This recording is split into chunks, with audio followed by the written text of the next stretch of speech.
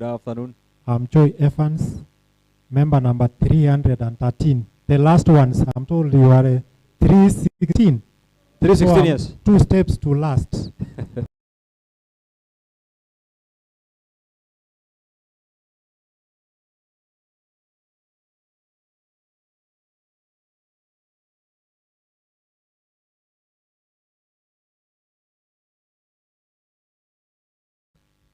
So at the end of the Karibu nyote mjambo. jambo.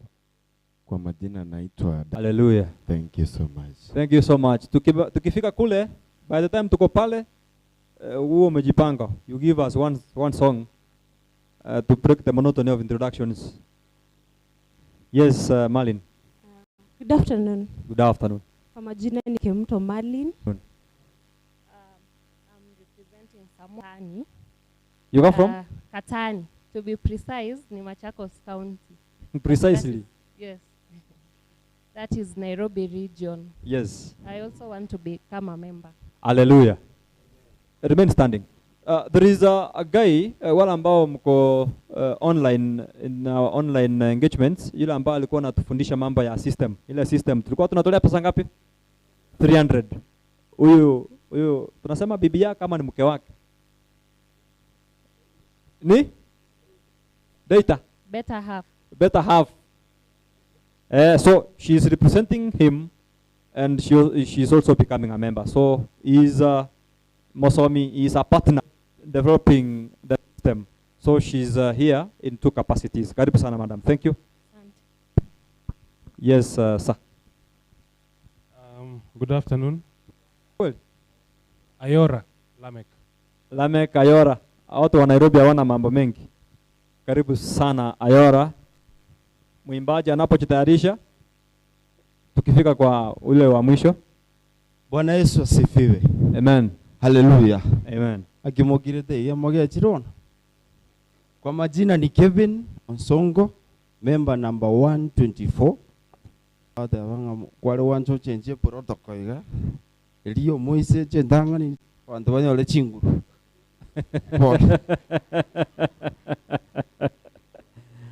Oino mwalimu na matengia huko anaiko. Na wasalimia mjambo. Adjambo.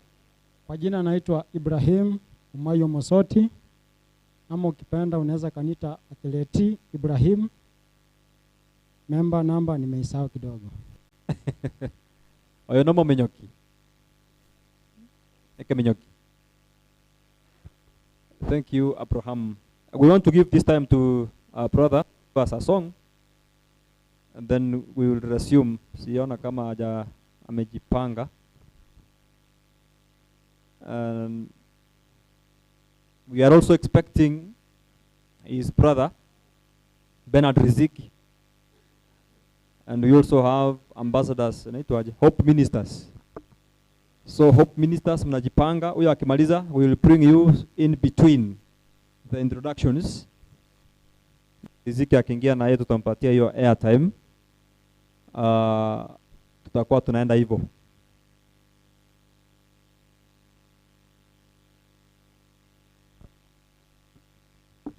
Anapojitayarisha, our washrooms zingine ziko hapo chini. Unaenda hapo chini kuna vyumba vya usafi. They are labeled. Na wala ambao ni strong mnapanda. Unaingia hapo, unapanda stairs, unapanda mara mbili. Unapanda mara mbili alafu unaanza kupita hapo. Zimeandikwa tu unafuata arrow. Nafuata hiyo arrow itakufikisha huko.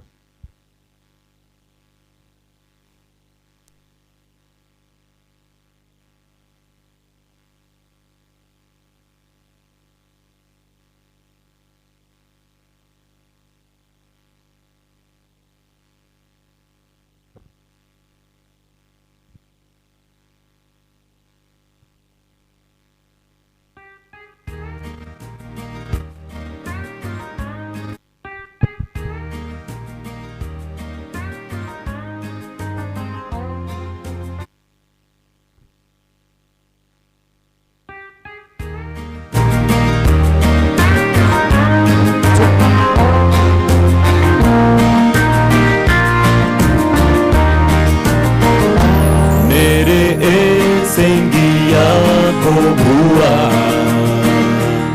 Asokwege na twayerora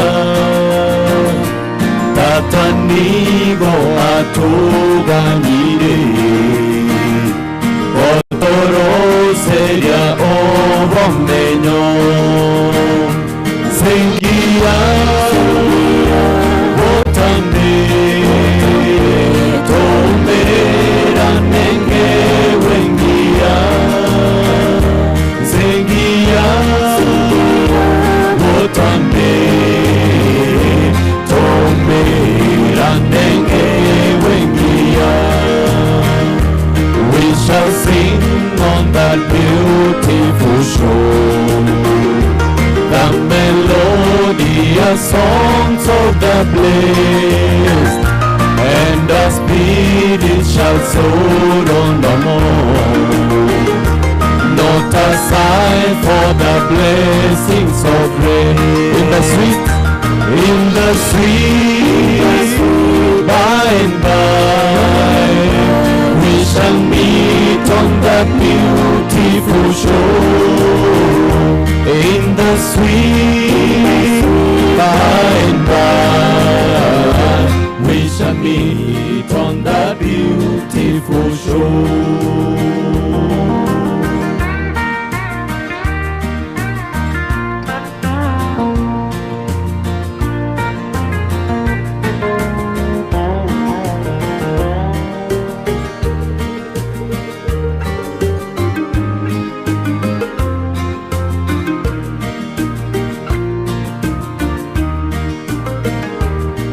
Asetato muyore igoro na tomo bake tomo toge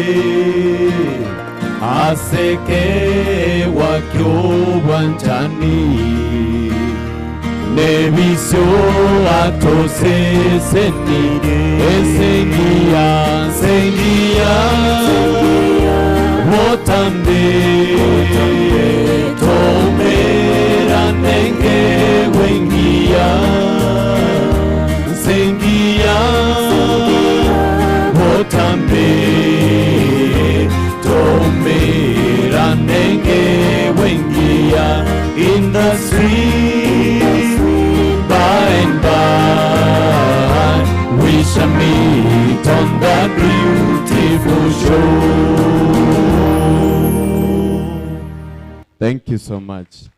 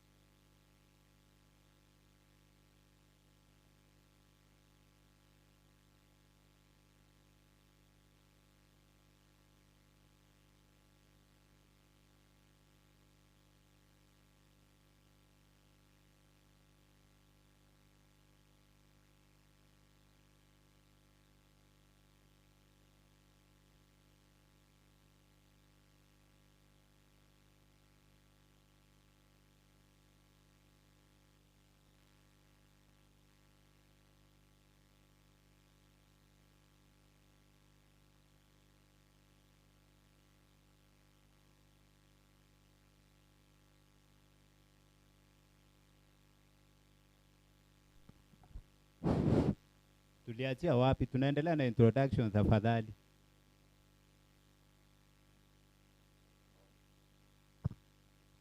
Piana enda nyuma.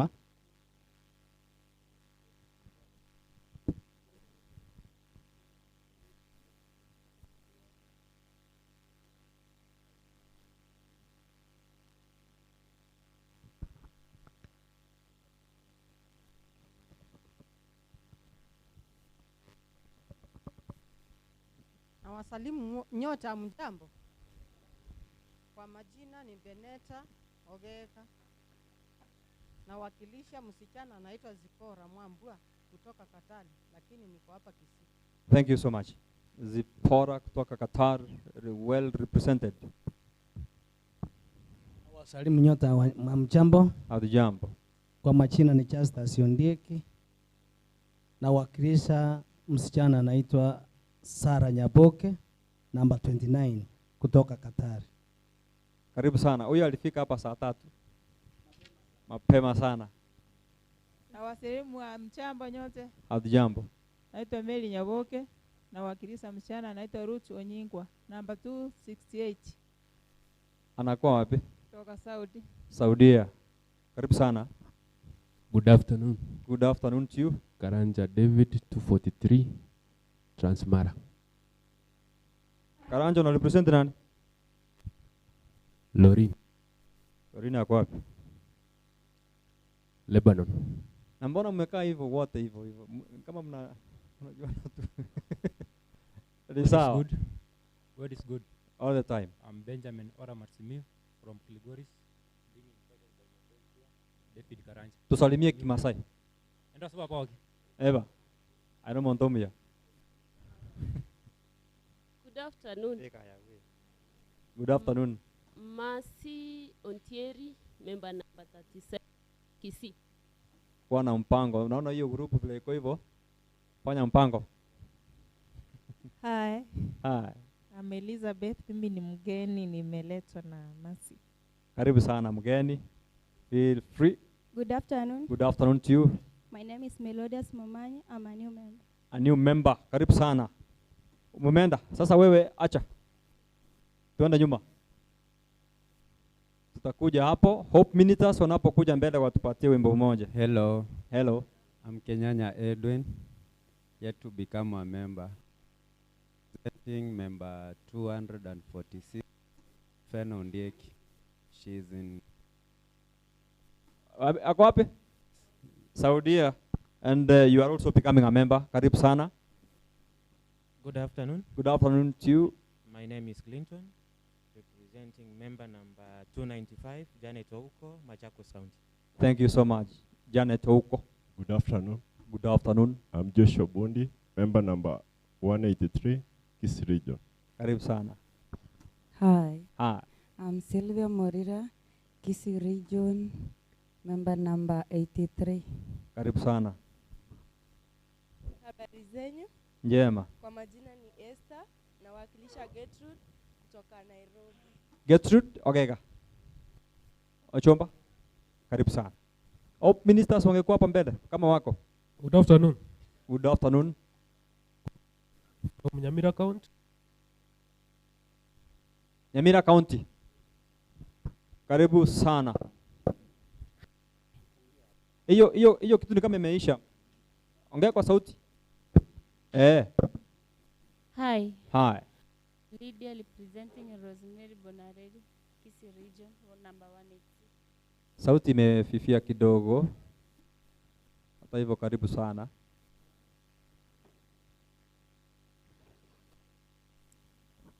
Hi. Ah. I'm an invited guest by mother since I'm saying that it is ambassadors of Peace Circle preaching the God. Please can we sing this? In the sweet by and by we shall meet on the beautiful shore. In the sweet by and by we shall meet on the beautiful shore. Agnes Fuges, soon to be a member. A prospective member. Karibu sana. So hawa watatupatia wimbo moja, alafu tutaanzia kule nyuma tukienda hivyo. Watupatia wimbo moja.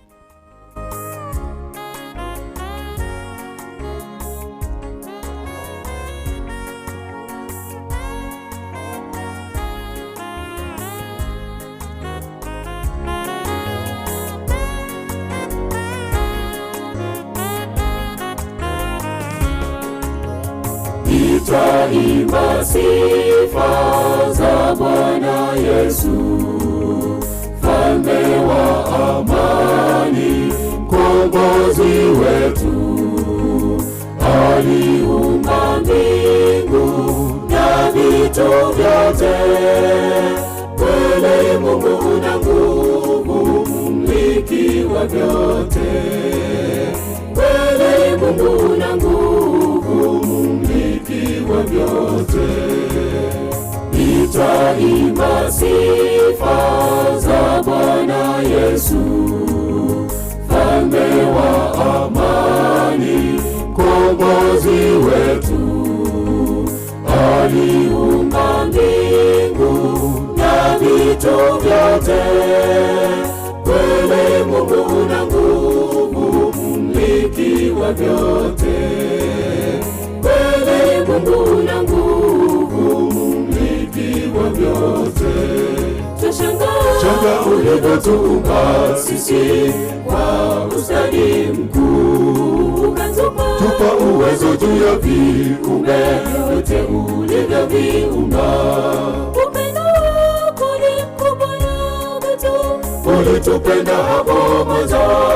Tutafakari Kristo kaangikwa msalabani tupate wokovu. Tutafakari Kristo kaangikwa msalabani tupate wokovu.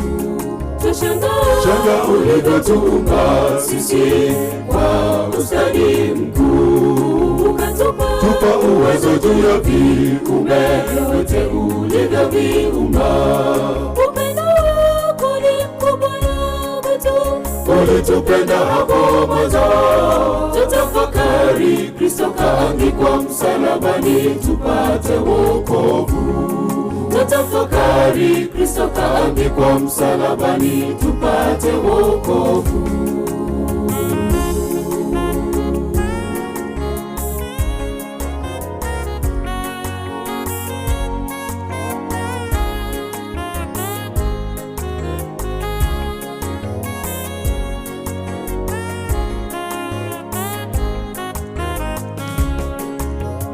Leo Yesu aita, rudini kwake, sikawie tena, rudi zizini.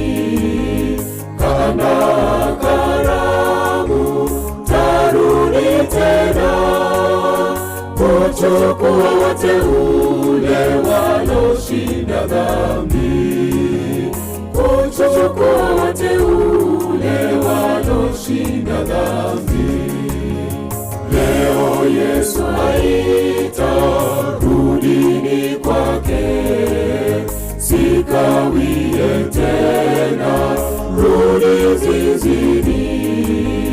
Kaandaa karamu, tarudi tena, kuchukua wateule waloshinda dhambi. Kuchukua wateule waloshinda dhambi.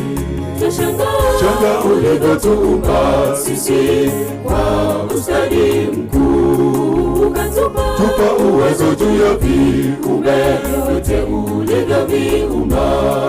Upendo wako ni mkubwa na mkuu, ulitupenda hapo mwanzo.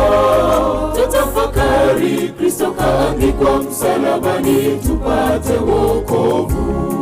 Tutafakari Kristo kaangikwa msalabani tupate wokovu. Twashangaa ulivyotuumba sisi kwa ustadi mkuu, ukatupa uwezo juu ya viumbe vyote ulivyoviumba. Upendo wako ni mkubwa na mkuu, ulitupenda hapo mwanzo. Tutafakari Kristo kaangikwa msalabani tupate wokovu. Tutafakari Kristo kaangikwa msalabani tupate wokovu. Twashangaa ulivyotuumba sisi kwa ustadi mkuu, ukatupa uwezo juu ya viumbe vyote ulivyoviumba. Upendo wako ni mkubwa na mkuu, ulitupenda hapo mwanzo. Tutafakari Kristo kaangikwa msalabani tupate wokovu. Tutafakari Kristo kaangikwa msalabani tupate wokovu.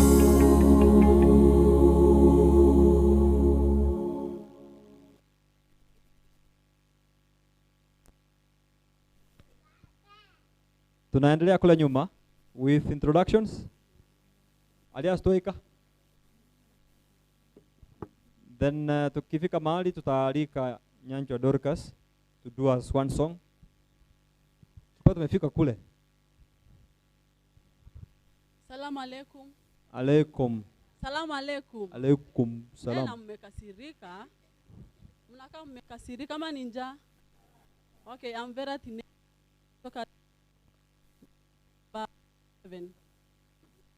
We expected the jina kama Hussein. Karibu sana. Next.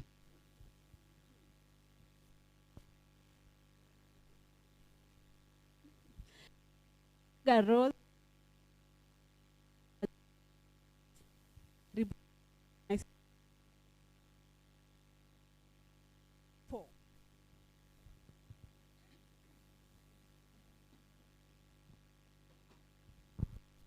God is good, and all the time. My name is Tabitha Nyabuto, member number 112.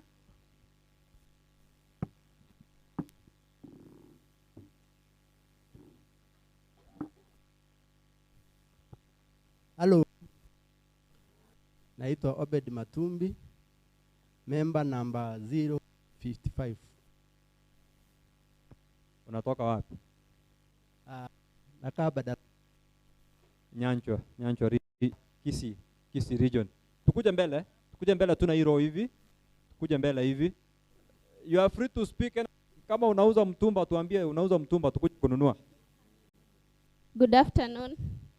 I'm Moseti John. I'm representing Beatrice Ndege from Qatar, member number 131. Thank you so much. Karibu sana. Amjambo tena. Hatujambo. Kwa majina ni Lilian Momanyi, member number 158, Diaspora Region. I'm also representing member 108 from Qatar and 234 from Oman. Oman, Qatar. Watu wa Qatar tu hao. Yes sir. Ezekiel Ondicho, member number 225, Kisii Region. Karibu sana. Beth Momanyi, representing my sister Banon, member number 116. Anaitwaje? Pauline Nyakundi. Pauline Nyakundi. Karibu. Next. Mambo. Poa. Mko poa? Naitwa Clinton Machuki na represent member 293 Amos Ogechi from Nairobi. Thank you. Karibu sana. Good afternoon. Good afternoon. Sharon Adhiambo, member 281 Nairobi region. Watu wa Nairobi. Karibu. Good afternoon. Good afternoon. Sami Victor Ndege, member number 35 Nairobi region. Mtu wa Kakamega huyo. Good afternoon. Good afternoon to you. Naitwa Dekla Nyatuka, member 128 Kisii region. Pia na represent member 68 Elizabeth Omoyo Kisii region. Pia na represent Peter Nyabuto, member 197 Kisii region. Thank you. Umekuwa umevalia t-shirt tatu. Yes. Next. Good afternoon. Good afternoon to you. I'm Evelyn Kerubo, member number 202 Kisii region. Karibu sana watu wa Kisii. Habari zenu? Njema. Naitwa Bernard Buko na represent Veronica Nyakweba kutoka Nairobi number 164. Thank you so much. Habari zenu? Njema. Jerry Momanyi representing Peterson Angwenyi number 189 Nairobi region. Watu wa Nairobi. Habari zenu? Njema. Deborah Momanyi representing Faith Ontita number 188 Nairobi region. Yes. We also have a member anaitwa Deborah Momanyi. So that's a coincidence. Karibu sana. Good afternoon all. Good afternoon. I'm Catherine Masi, member number 276. I come from Kisii region. I stay at Igekom. I'm also representing Edina Andaje and Obare family from Nyamira region. Karibu sana. Next. Habari zenu? Mzuri. I'm Juliet Nyavoke, member number 63. I'm also representing member number 89, Henry Mogere from Qatar. Good. watu wa Gekomu na Katari. Yes, Pastor. Good afternoon. I'm Pastor Josephat Bisero, member number 259 from Darachambili district. Thank you, sir. Most welcome. God is good. Yeah. Arisa Edmond, independent guest by Laban. Masemaje? Rudia tu. Marisa Edmond, invited by Laban Moturi. Oh, huyo amealikwa na Laban. Karibu sana. Habari zenu? Njema. Kwa majina naitwa Amon Muraira, namba 104 ya. Amon unatoka wapi? Kisi. Karibu sana Muraira. Hapa vipi? Poa. Hapa vipi? Mbona mnanyamaza? Njaa. Msijali tutawasort. Kwa majina ni Lamek Mogera, member number 198 from Kisii. Thank you so much, Lamek. So, sasa tutakuja hapa. Dorcas, mnapokuja mbele. Hamjambo nyote. Hamjambo tena. Hamjambo. Mimi kwa majina naitwa Grace Baricho. Namsimamia Venick Baricho number 219.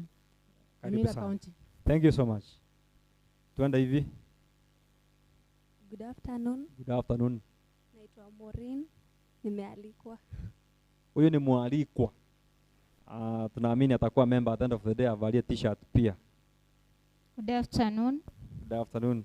Nyanchama Sylvia, member number 50, also representing Hesbon Otondi from Tana River County, member number 40. Great. Karibu sana. Ambarian. Njema. Naitwa Mary Wanjiru, representing Elijah Moreira, number 160, Kisii Region. Elijah kwa wapi? Dubai. Dubai. Thank you. Good afternoon. I'm Ogenche Ruth, member number 262, Kisii Region. Karibu sana. Good afternoon. Good afternoon. Momanyi Maureen, number 217, Kisii Region. Karibu sana. Nyuma. Good afternoon. Naomi Kerubo, member number 103, Kisii. Good afternoon. Good afternoon. I'm Wycliffe Nyakundi, new member. New member, karibu sana. Good afternoon. Good afternoon once again. Alex Ondeto, member number 227, Kisii Region. Good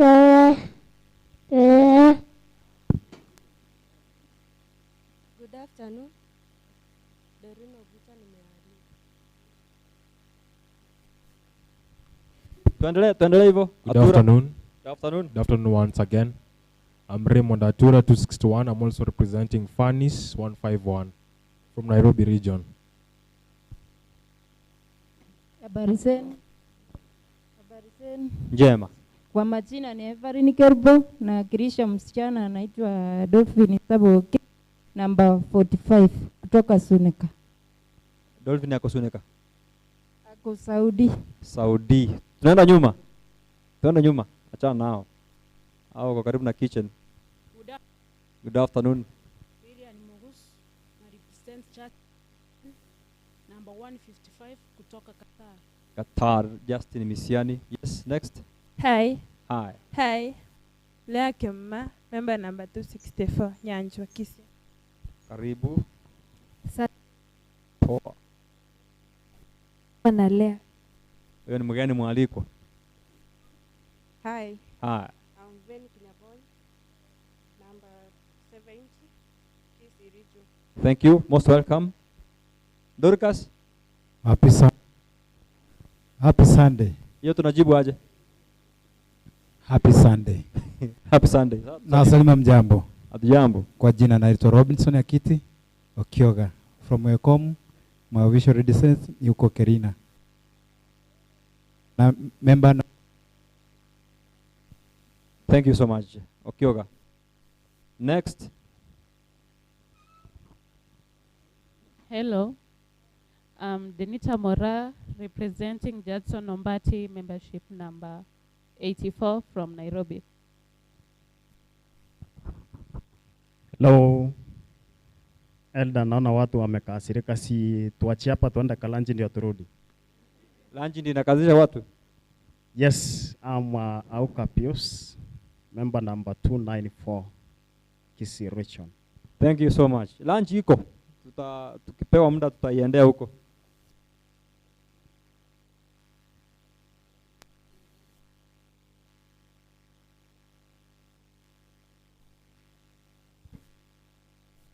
Good afternoon. Rebecca Njoki, member number 60, Kisii Region. Happy Sunday. Happy Sunday too. Lea Magonga, Nairobi Region, sister to Pamela.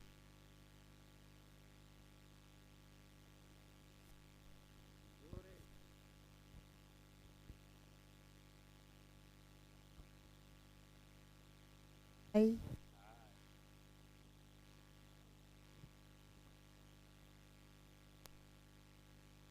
Yeah.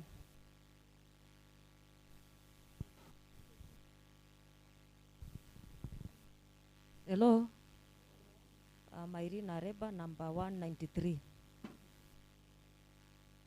Hamjambo. I'm Damaris Msiani, 147. Good afternoon. I'm Robert Baraker, member number 43.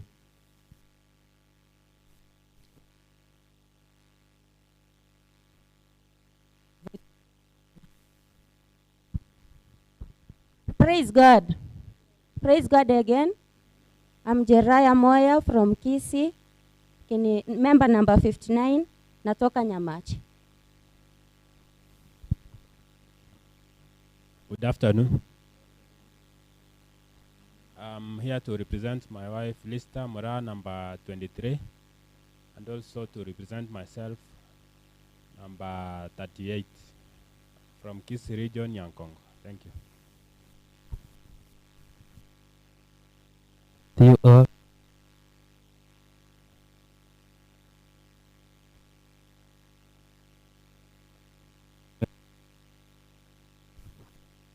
afternoon.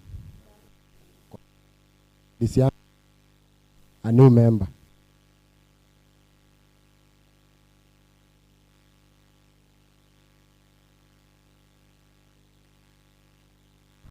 Good afternoon. I'm Careful and I was invited here by a friend and I want to be a member. Hi. Elizabeth. Karibu sana. Jambo. Jambo. Amen.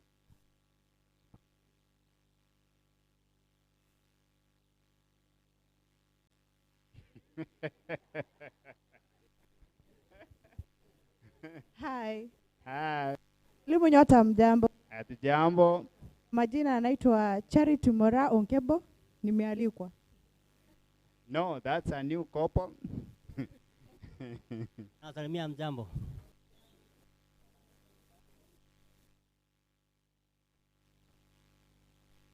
Welcome. All protocols observed. I greet you all. I'm Felicitas Kwamboka, representing my mom, Beatrice Ongoro, number 275. I'm Daisy Kerubo, representing my mom, Evelyn Okiomeri, number 10.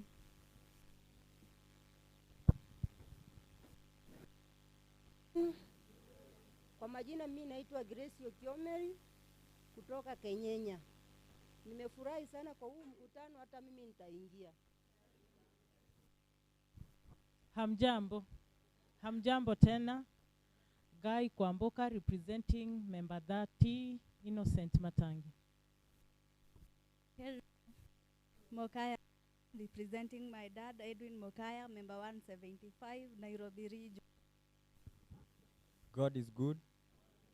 I'm Peter Miruka, new member.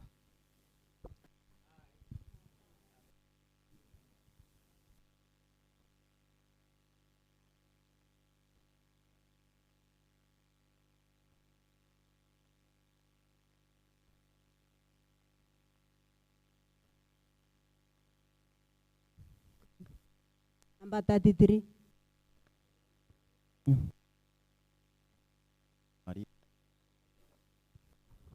Hamjambo. I'm Myra Elizabeth, member number 10, presenting member 238, Museti Samuel. Anybody remaining? Kuna mwenye amebaki? Kuna wenye yeah. Hi, I'm Sharon Momanyi, member 102. Anybody else? Pasho Wanda, mwenye amebaki, mwenye hajafanya introduction.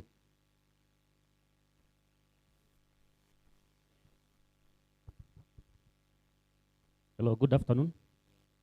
My name is Laban Muturi, member number 28.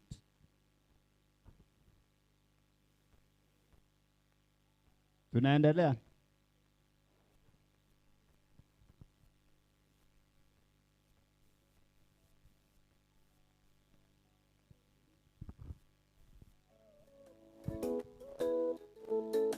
Presenting number 39, Nelson, representing Gertrude Mokera. Thank you. So tutaimba kidogo and then we shall assume where we left. Wamesha?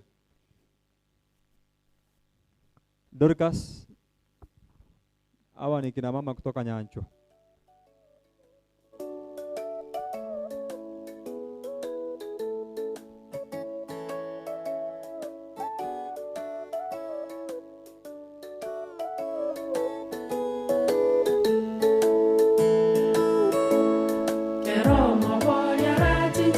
Natije koya waje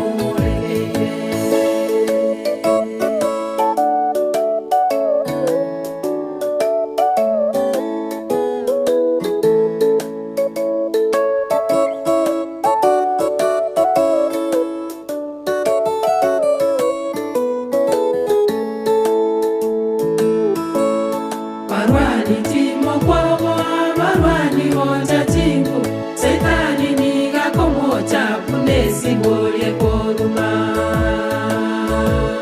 barwani timo kogo barwani gonja chingu Saitani niga kongocha bune sibolie koruma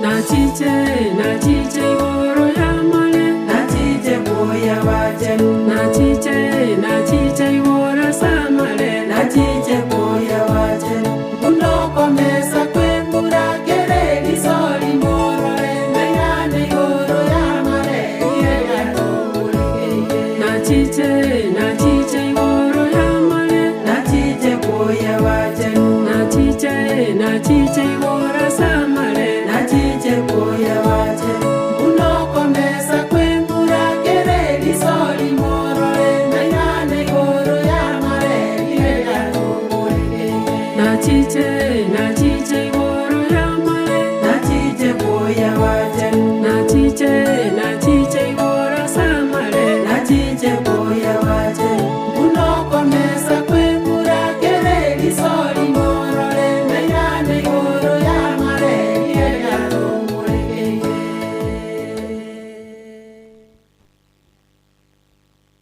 Watu ongeza wimbo mmoja.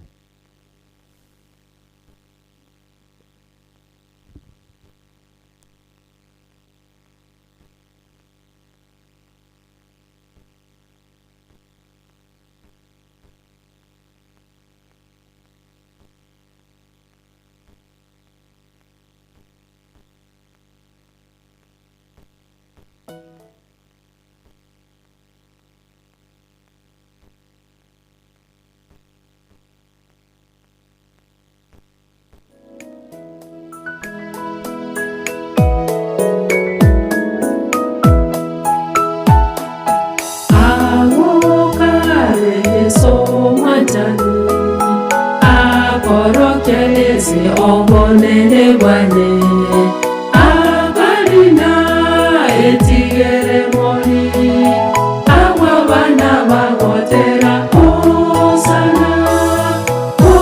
osana sale osana otochenga seliaka ayomonene sale osana wale goromono Kristo no mwano Daudi osana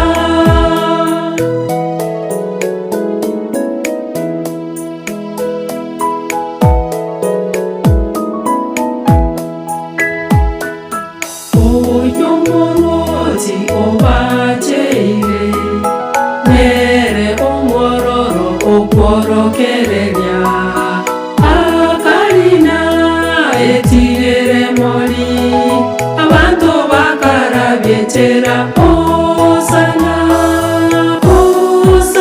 sale osana otochenga seliaka ayomonene sale osana wale goromono Kristo no mwano Daudi osana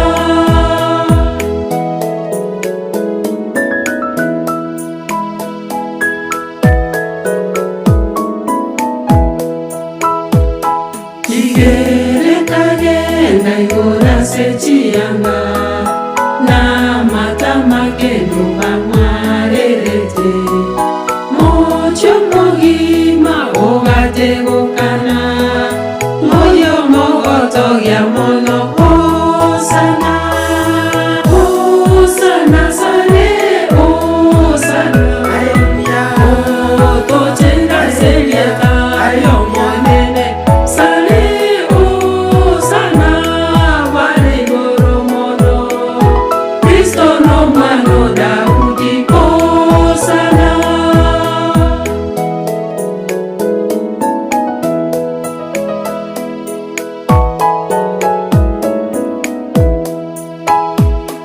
bagakale myoyo yabotelimia tiba ewe owosikwa batelibuya omonene baiwe buna bagotera osana sale osana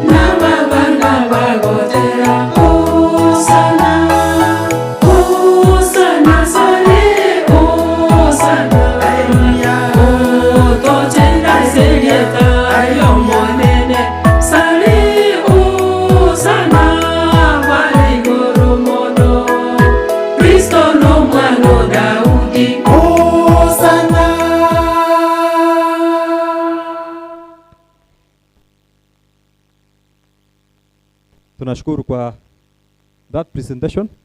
Now, tulikuwa tumemaliza wale watu wa introduce. Kila mtu amefanya hiyo? Paka wewe? Sawa sawa. Daniel, did you say greetings? Huyu ni deputy principal. Acha tusalimie. Na wasalimu wa mjambo. Jinsi ambavyo nasema, mimi naitwa Daniel Mokwa. Mimi ni mgeni mwalikwa, lakini I think I was one of the pioneers when this was starting from the group. Ni pioneer mwalikwa. Yes, but I'm yet to be a SACCO member. I'm yet to be a SACCO member very soon. Nawatakia kila la heri. Thank you so much, Daniel Mokwa. May God bless you. Benjamin, kuja mbele. I have given you 5 minutes. See how you can use it.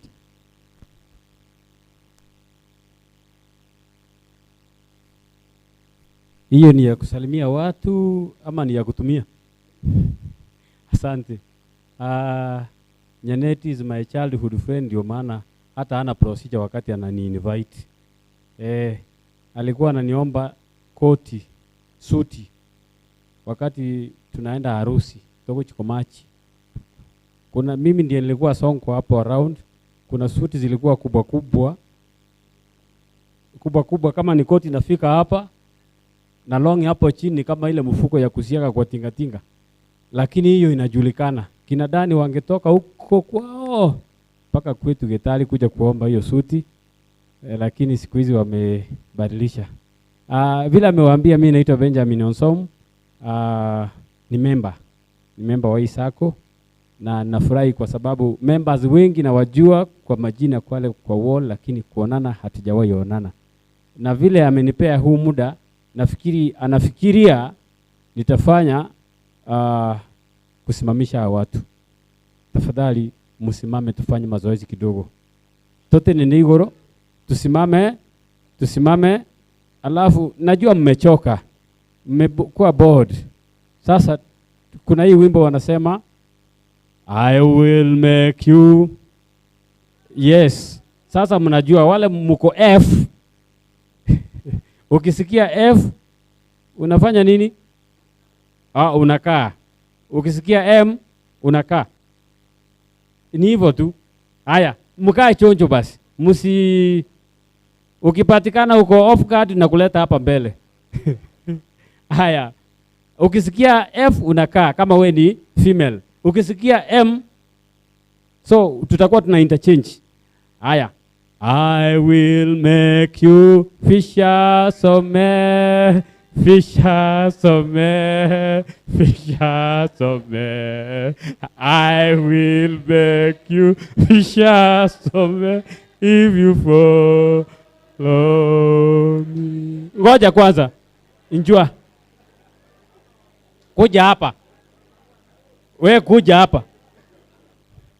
Sasa mtu mkubwa kama huyu.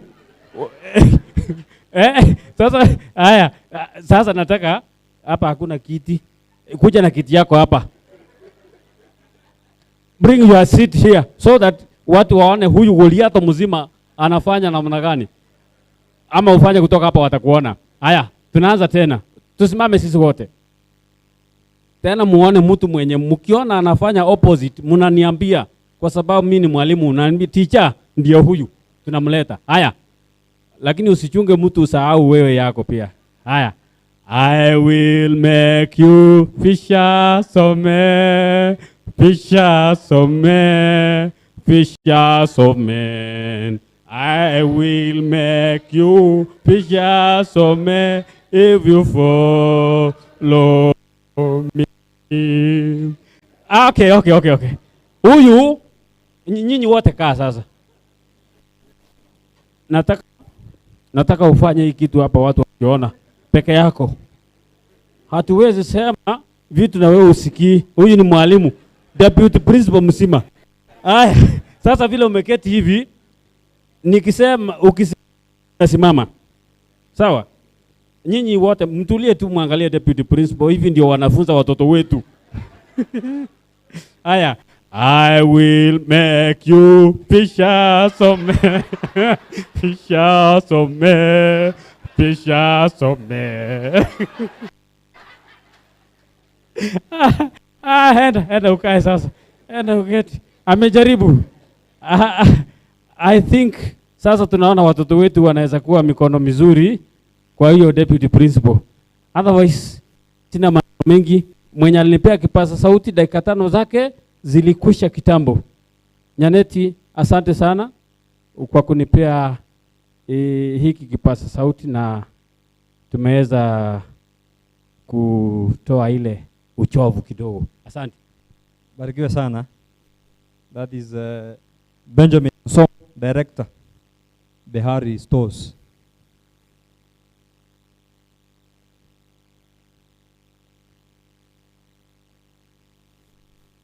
I want to welcome my brother to do us a song, then tutaendelea country music.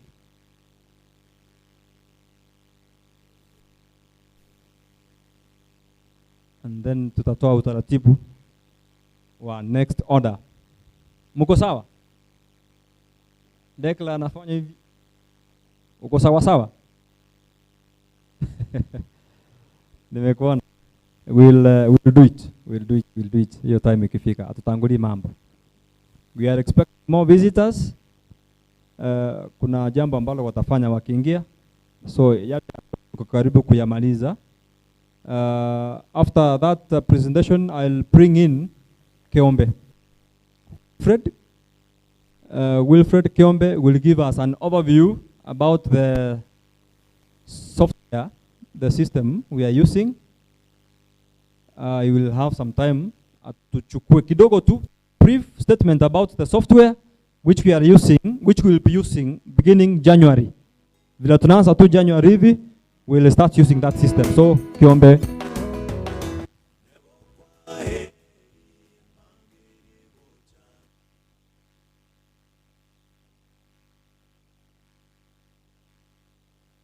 Yeah, we shall do that.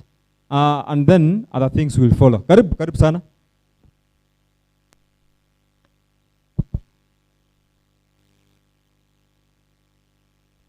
Na wasalimu tena, mjambo. Acha niwabariki na wimbo mmoja unasema kidogo. Nebo kwa heri mambiri gocha.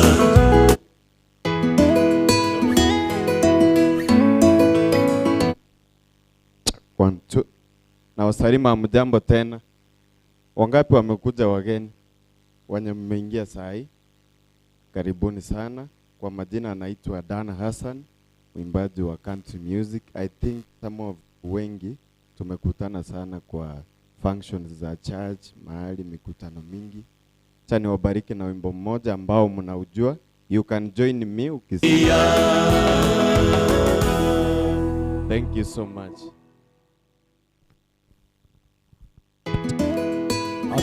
Tuongeze wimbo mmoja.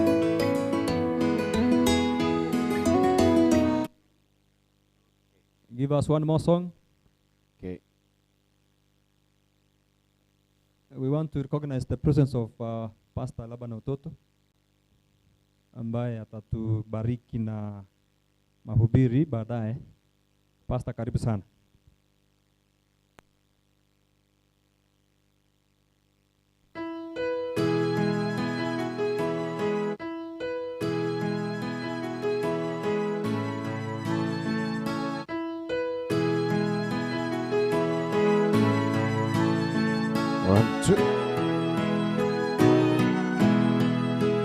Bwana hu sehemu yangu, rafiki yangu wewe, katika safari yangu ntatembea na wewe, twende wote pamoja na wewe, pamoja na wewe, katika safari yangu tatembea na wewe.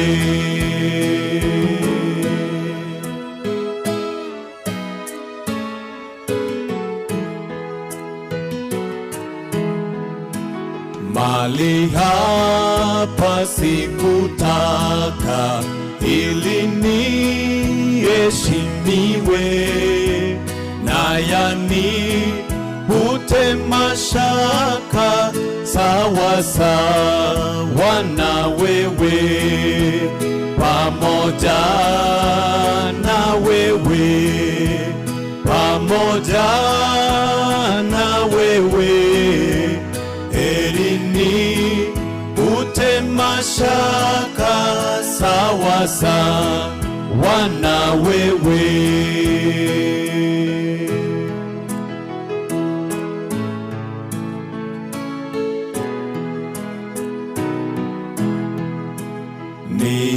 Niongoze safarini, mbele unichukue, mlangoni mwa mbinguni niingie na wewe. Mbenaye, mbenaye, mbenaye, mbenaye, orogendo rwanenseye omotoria ntare naye, mlangoni mwa mbinguni niingie na wewe. Asanteni sana.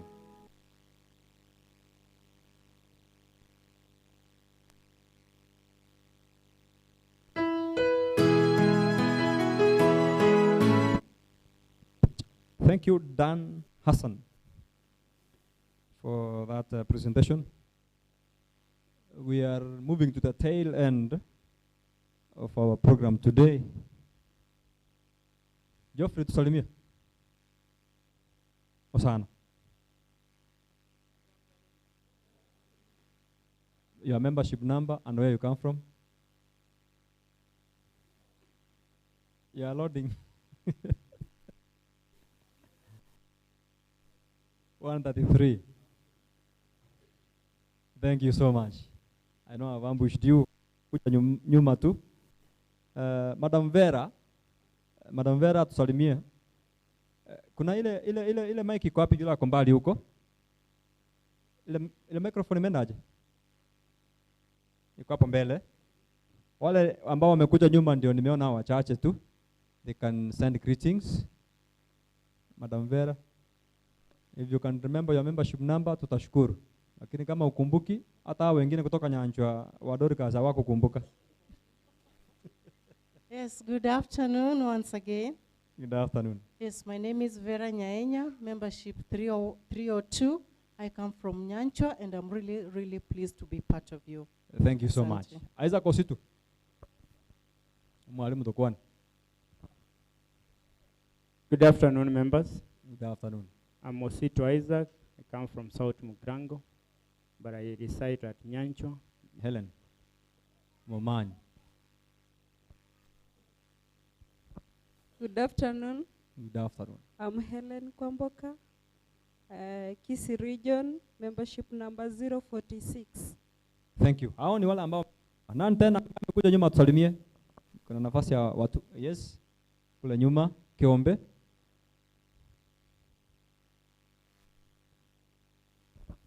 Good afternoon. Good afternoon. My name is Samson Nyakunde Keombe, and I reside in Nairobi. Membership number 240. Thank you. Karibu sana. Kuna mwingine tena? Abomba linarora.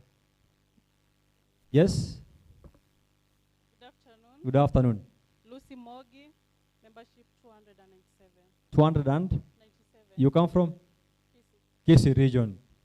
Karibu sana. So we want to appreciate everyone who has turned up. Before nimlete Kiombe, mesikia Kiombe imetajwa hapo, kuna Kiombe junior na Kiombe senior. Kiombe senior ndiye atatuletea mambo ya system. I think he's working upon it. So maybe before he comes, I want to welcome Isaac Nyaboga. Kwapi? Isaac Nyaboga is huyu ameoa juzi, like 4 days ago. So he's a brand new man, brand new husband. We want to hear how brand new husbands speak. In fact, he's member number 2 in our circle, and he's our trustee, he's our treasurer. I'll time to bring us pioneer members and the leaders of the circle. Sana Isaac. Thank you. Na wasalimu amjambo. Vile Rochas amesema ni ya kwamba I'm brand new. Not in terms of age, but in terms of and I thank God for the same, for giving me this chance.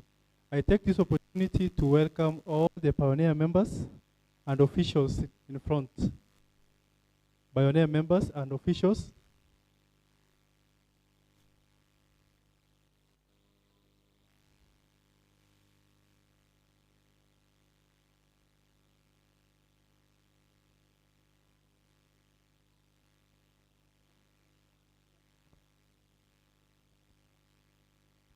Pioneer members and officials.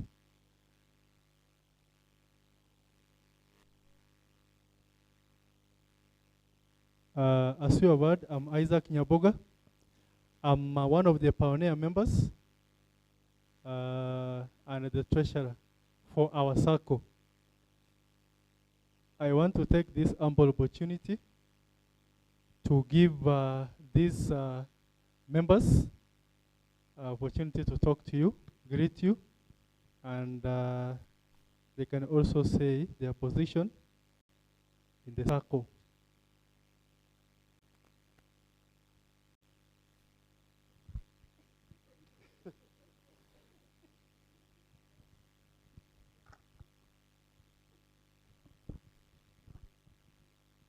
Hamjambo. Eda Kerubo, member number 5, pioneer member. Number 3, Secretary Credits Committee. Hamjambo, pioneer. Good afternoon. Pamela Magonga, member 4, Education Committee member. Habari nyote. Elisha Moraira, Chairperson, Credit Committee. Pia ni pioneer member. Asante. Hello. Hi. I'm Kanyiba Jacqueline, number 166 from Nyanchwa. Chairperson na Vice Chairperson and Chairperson wa Education Committee. Karibu nyote. Pastor alisema who am I think kila mtu alijua who are you. Kama ujui, you are ambassadors of peace, preaching the gap. Mbarikiwe na Mungu atuelekeze. Number 26, Secretary of the Circle. I welcome you all to this occasion today. Nami Rogers, one of the pioneer members.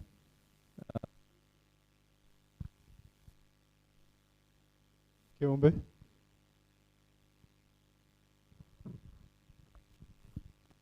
Na wasalimu amjambo.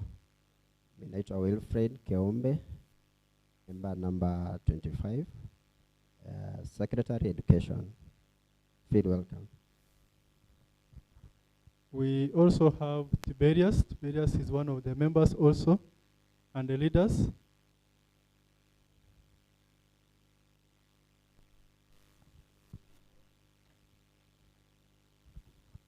Habari yenu. Mko wazima?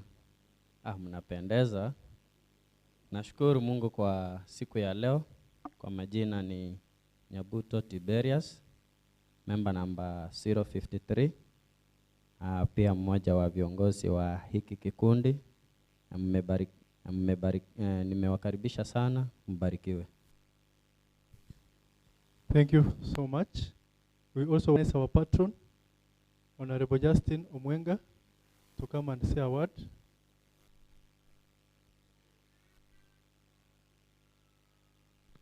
Atakuja baadaye pia kama mgeni. God is good all the time. Thank you. I'm happy to be part of this great team. Asante.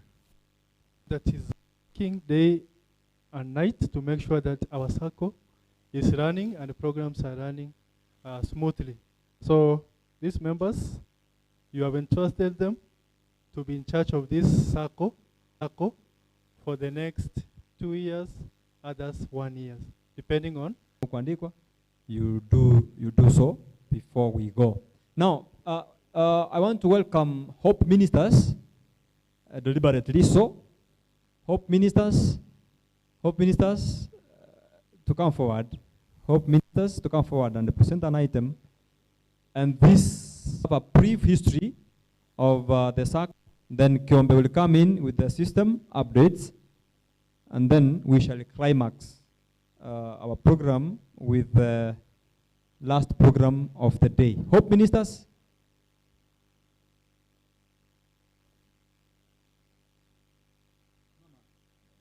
Hope Ministers to come.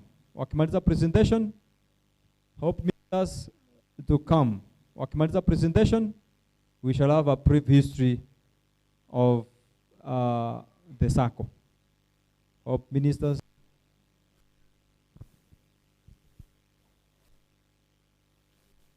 Hope Ministers wanapojitayarisha for an item produced na pioneer members. Martha was not there, so Martha, maybe you can say a word. And you are. Habari zenu. Habari zenu. Kama unanisikia nifanyie hivi. Karibuni sana. Kwa majina vile mmesikia, naitwa Martha Ayako, nasimamia supervisory. Na karibu.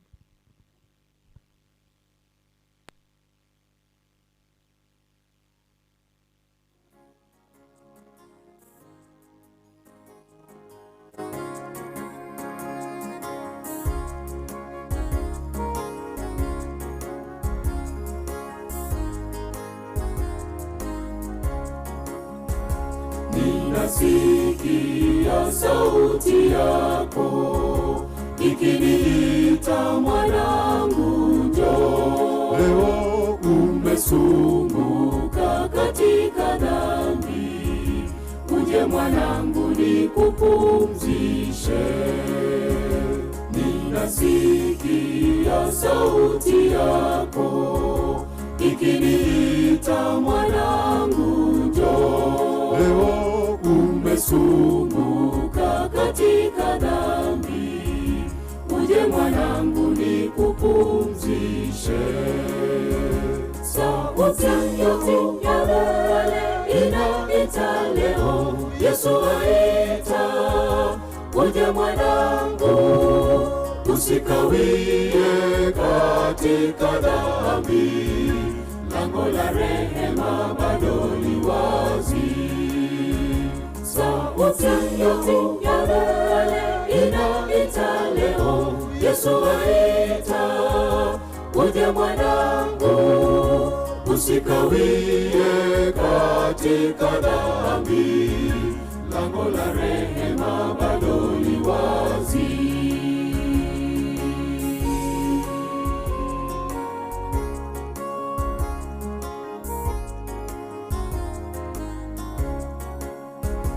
Kazi nyingi shambani mwa Mungu, anahitaji tukahubiri. Leo tukatangaze habari njema, waokolewe walopotea. Kazi nyingi shambani mwa Mungu, anahitaji tukahubiri. Leo tukatangaze habari njema, waokolewe walopotea. yetu ya kale inaita leo. Yesu aita, uje mwanangu, usikawie katika dhambi, lango la rehema bado li wazi. Sauti yetu ya kale inaita leo. Yesu aita, uje mwanangu, usikawie katika dhambi, lango la rehema bado li wazi. Sauti yetu ya kale inaita leo. Yesu aita, uje mwanangu, usikawie katika dhambi, lango la rehema bado li wazi.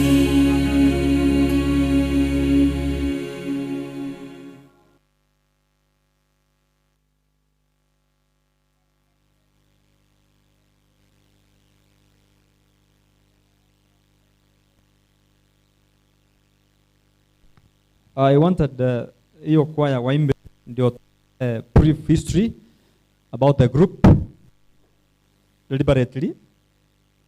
So these ambassadors of peace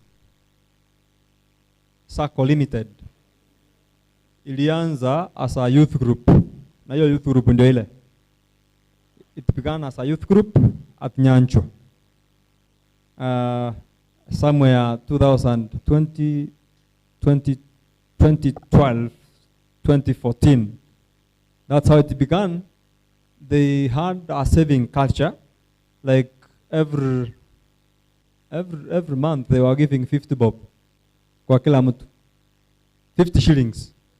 That's how it began. 50 shillings, you can understand young people giving 50 shillings in a month. Declan was one of them, and it grew. Like we could give the whole month, the whole week, the whole year. We could save in someone's account. At times zingeweka kwa account ya kanisa, and then at the end of the year zinakuwa withdrawn. Kama ulikuwa umekusanya zako zilikuwa 1000, unapewa zote. Yaani hiyo pesa haikuwa inafanya kitu kingine, ilikuwa inawekwa tu, inasubiri muda fulani ukifika, inatolewa, unapewa. Then it grew to a point where we could now give soft loans to members, and then we could get some interest from there, which could be shared now as dividends at the end of the year. That youth group graduated to a CBO, and it was registered as a community-based organization ambayo inaitwa Ambassadors of Peace CBO. Then from that CBO, we began this 52-week challenge. It's 52-week savings challenge. 52 weeks inamaanisha in a year we have 52 weeks. So every week you give. Every week you give progressively. Like umeanza na January, I think most of you know these things. Ukianza January, ile method tulikuwa tunatumia, the first week of January you give 100. The second week of January you give 200. The third week of January you give 300. Victor, I think you are doing that. Then progressively like that, so the last week of the year, it is week number 52. You give 5,200. You could have accumulated to around 68,000. We began it, inakuwa ngumu. Hii ni ngumu kidogo if you don't have discipline, financial discipline, because unaona inapanda ikiongeza. Wengine wako na wanaanza opposite. Sasa yeye aanze na 100, anaanza na 5200. Anangangana, first week anatoa 5200, second week anatoa 5100. Sasa inaenda ikireduce. Kiombe was using that method and they succeeded the whole year. Wengine walianza, unafika the 10th week anaacha. Wengine wanaenda sporadically, ana save first week, first month, ana save vizuri. second month umpati, anakuja kuonekana fourth month. That is discipline. Ni discipline to your savings. So we used it, and that's why we have it as a product in our SACCO. It is a product in the sense that if you want to use it now, because kuna wengine wanaitumia, kulikuwa na sheria, na sheria zake ni ukisave, ukitumia hii 52 week challenge, hauruhusiwi kuchukua pesa yako end time of the month or end time of the year, apart from the last day of the year or in between the year, katikati ya mwaka. So now you have a leeway of withdrawing katikati ama mwisho huko, mwisho wa mwaka. It was so successful. So from then, that is how the SACCO was born, because we realized if we have the ability and the muscle to save the whole year, then we can progress and save for more than a year. Then the SACCO was registered, ambayo inaitwa sasa Ambassadors of Peace SACCO Limited. It began with a few members. Currently, we are 316 as we speak, 317. And I guess kuna wengine wameongeza hapo, so we are more than 317. As we began, we gave loans at 10% rate, but progressively imetoka 10% ikakuja 5%, and as we speak we are at 3%.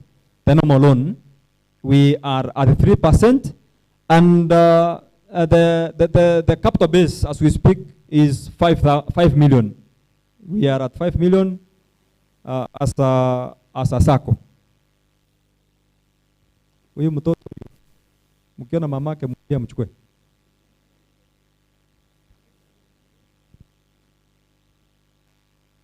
Enda kwa mami huko.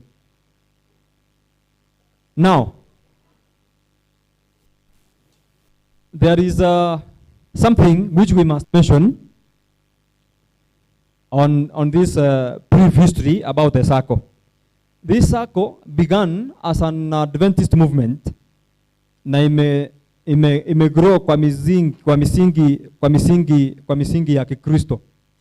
We still have products in the SACCO that go beyond the social life. You see, saving is part of social life, but we even include the spiritual aspect, because every week, every Friday in the evening, we have a program that runs. We call it the Vespers.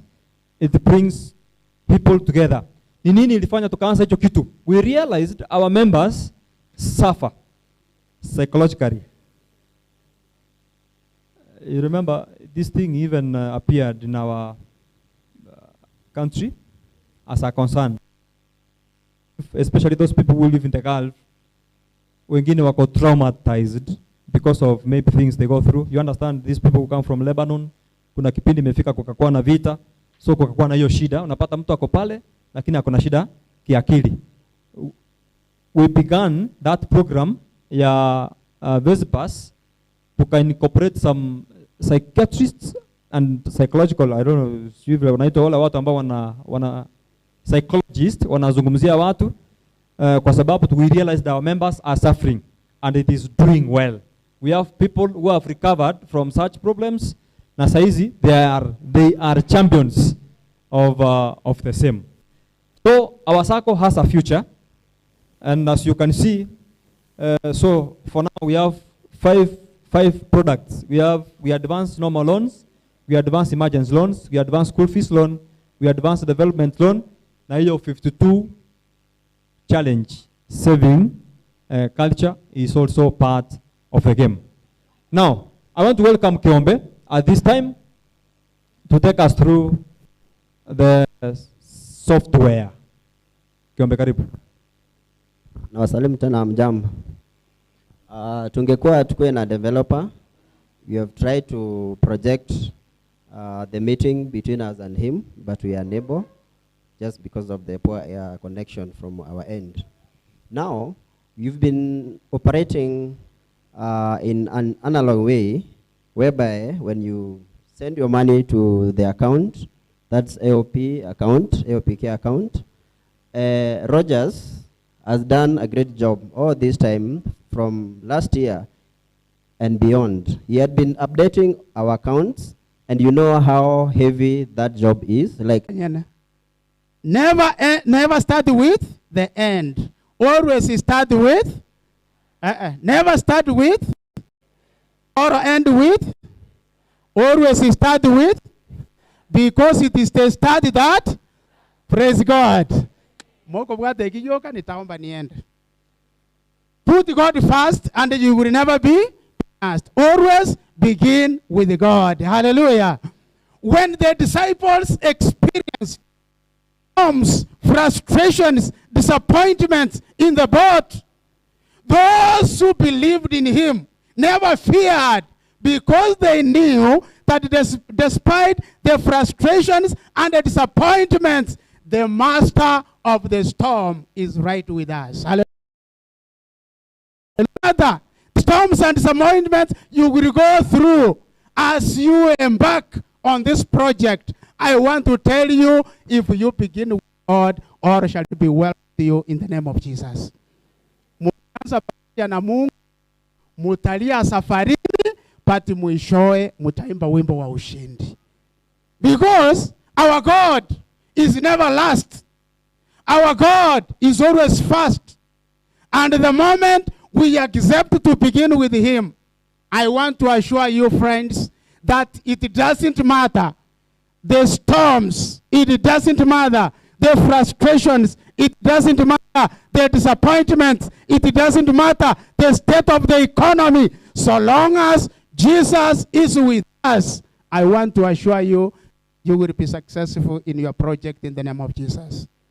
And besides being successful in this life, as long as Jesus is with you, I want to tell you, friends, that you will enjoy the fruits here on earth as you prepare to enjoy the life with Jesus.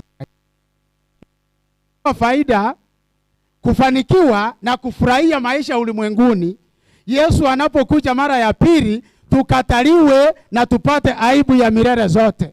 Itakuwa faida kubwa, maana Mungu ametubariki, ametupa mikono ya kufanya kazi. Itakuwa vema kwetu Mungu atakapotubariki katika ulimwengu, pia tupate raha ya kuishi pamoja naye milele zote. And that is God's agenda for you, the ambassadors of peace. Kwamba muweze kufurahi katika maisha, atawalinda, atawaongoza, atawafanikisha, na mwisho wa mambo yote anahitaji ya kwamba muwe washindi katika ufalme wa milele zote. That is God's desire. And that is why this Zako is very much careful with the aspect of spiritual life for its members. It doesn't matter the religion you come from. What matters is putting God number one. Hallelujah. Putting God first. It doesn't matter how much you earn. It doesn't matter how much is in your pocket. What matters is putting God number one. Hallelujah. When you pray, when you put God number one, you will never be last in the name of Jesus. As Jesus lives, you will never be last. The Bible says, and it records, very many feared God and put him in their lives. Not beggars. I want to tell you, Job was not a beggar. Abraham was not a beggar. Was not a beggar. And many others. Isaac was not a beggar. Those people were very rich because they had learned the secret of putting God number one. Number one. Putting God number one will always help you to trust in God. The Bible says in the book of Proverbs chapter 3 verse 5 and 6 that you trust in the Lord with all your heart. Never lean on your own understanding. In everything you do, acknowledge him, and he will make your path straight. The ambassadors of peace trust God with your heart. Never lean on your own understanding. In this project, acknowledge God and He will make your path straight. Hallelujah. Kuna mambo mengi mnayoyahitaji. Kuna mambo mengi mnayotaka kuyaweka kikundi chenu. Nataka niwaambie kwamba mkimweka Mungu wa kwanza, mambo yote yatakuwa sawa kwenu katika jina la Yesu. Si mmesikia ule wimbo tisameimba? Mmesikia? Hela iko sawa pamoja na Yesu. Haleluya. Hela iko namna gani? Sawa pamoja na nani? Na Yesu. Hela iko sawa. If you trust in God, if you don't depend on your understanding, if you acknowledge God, mbele iko sawa pamoja na Yesu. Haleluya. Kuna mambo mazuri ambayo Mungu ametuandalia. Never start with the end or end with the start. Always start with the start, because it is start that abande bakaka nevire tindi kueva ekina kinko irora paka moeli. Never start with or end with. Always start with, because it is the start that always the start that always starts is putting God first. Put God first, you will never be. And then lastly, I read from the book of Ecclesiastes chapter 9. It says, whatever you do, do it well. Whatever you do, do it. And the version is say, whatever your hand finds to do, do it with all your mighty. Whatever your hand finds to do, do it with all your mighty. Why? For when you go to the grave, there will be work, or planning, or understanding, or wisdom. Hello? Hello? Hello? Ambassadors of peace, muko salama? God is good. Yeah. Whatever you are doing, do it well. Whatever you want to do it well for the glory of who? Of God. Do it well. Whatever your hand finds to do it with all your mighty. For the glory of who? For the glory of God. Yale mambo ambayo unaweza kuyafanya, yafanye kwa zako zote kwa utukufu wa jina la nani? La Mungu. Whatever your hand finds to do it with all your mighty for the glory of God. Do it. Whatever your hand finds to do it. Ile kazi ambayo mikono yako inaweza kufanya, ifanye kwa nguvu zako zote. And you will never be the same. You will never be the same. Kuna watu wengine, hello? Kuna watu wengine wanategemea bahati na nini? Bahati nasibu. I always preach against this one.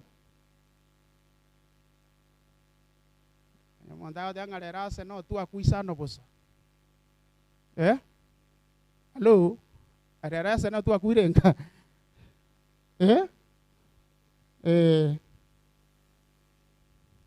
Watu wanategemea na nini? Nasibu. Those things are not there. To enjoy, you must be involved in doing something, and God will place that something in the name of Jesus. Ambassadors of peace, vile mumeanza hivi, ndio Mungu atabariki kwa jina la Yesu. God will bless it. Ataibariki na itaongezeka.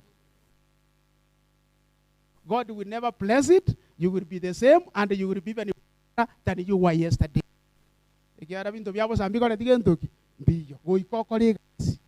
That is the principle of the Bible.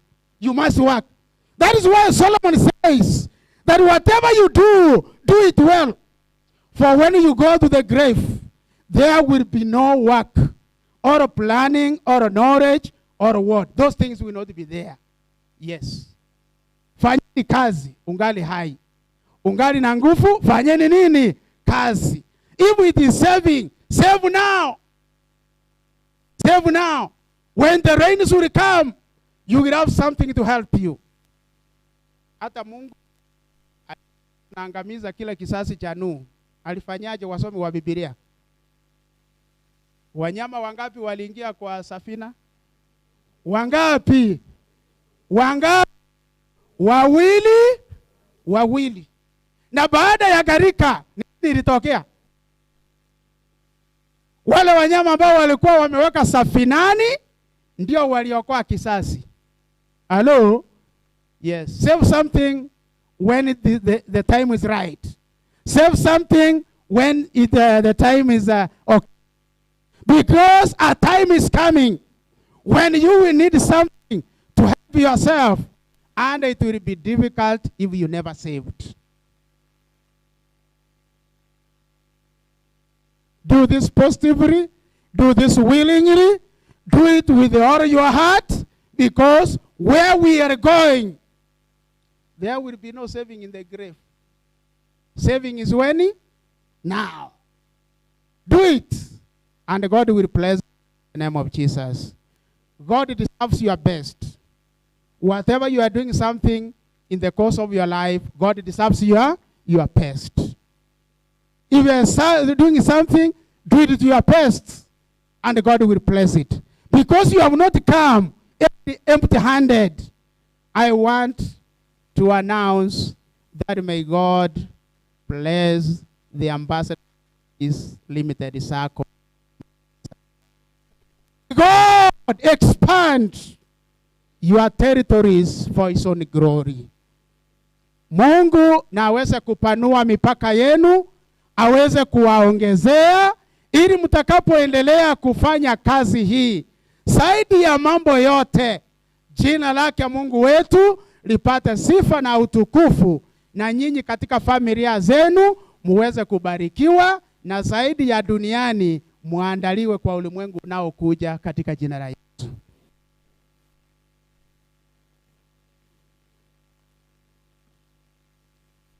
Start with the end, or end with. Always start with, because it is the start that. Hello? Hapa wajaongea. Never start with, or end with.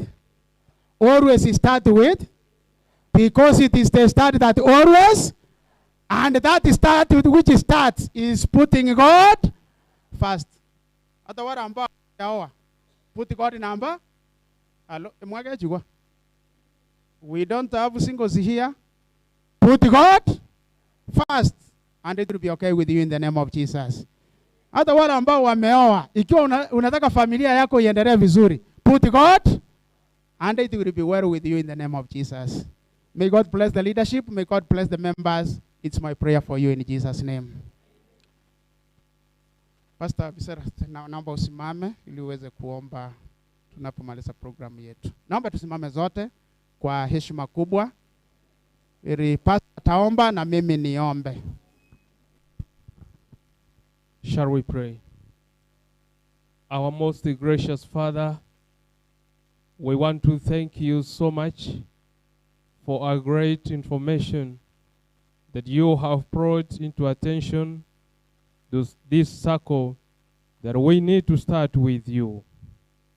Our loving Father, we want to pray that may you shower us with your blessings. May you continue, Lord, empowering us so that while we are living today, we may think of saving in this circle, and even further saving in you. Loving Father, we want to pray and thank the leaders of this circle. We want to thank you for the visitors that you have brought into this circle. We want to thank you for your minister who has come and ministered with us. Loving Father, we pray that may you continue extending our boundaries, and Lord, we may go for the great things that you have set before us. May you continue, Lord, prepare us even for thy second coming, for we pray this, believe in trusting the mighty name of our Lord Jesus Christ. Our Father and God in heaven, we want to thank you dearly because you are our Father and our King. We want to thank you for the many good blessings you have in store for each and every one of us. And we want to thank you for the assurance that indeed we belong to the heavenly kingdom. We want to thank you because of this organization.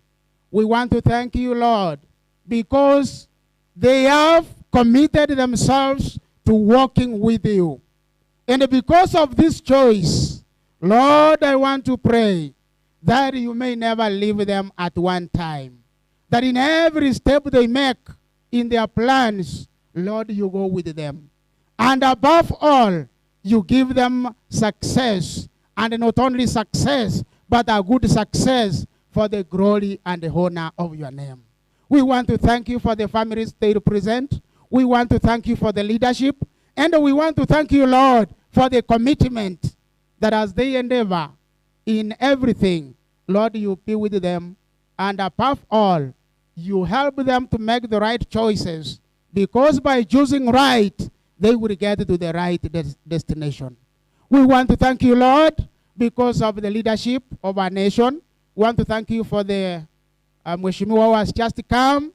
We want to pray that, Lord, you take care of him. You protect him. You have given him a responsibility. Guide him all the way, that whenever he makes decisions, whenever he takes actions, that he may do everything for the glory of your name.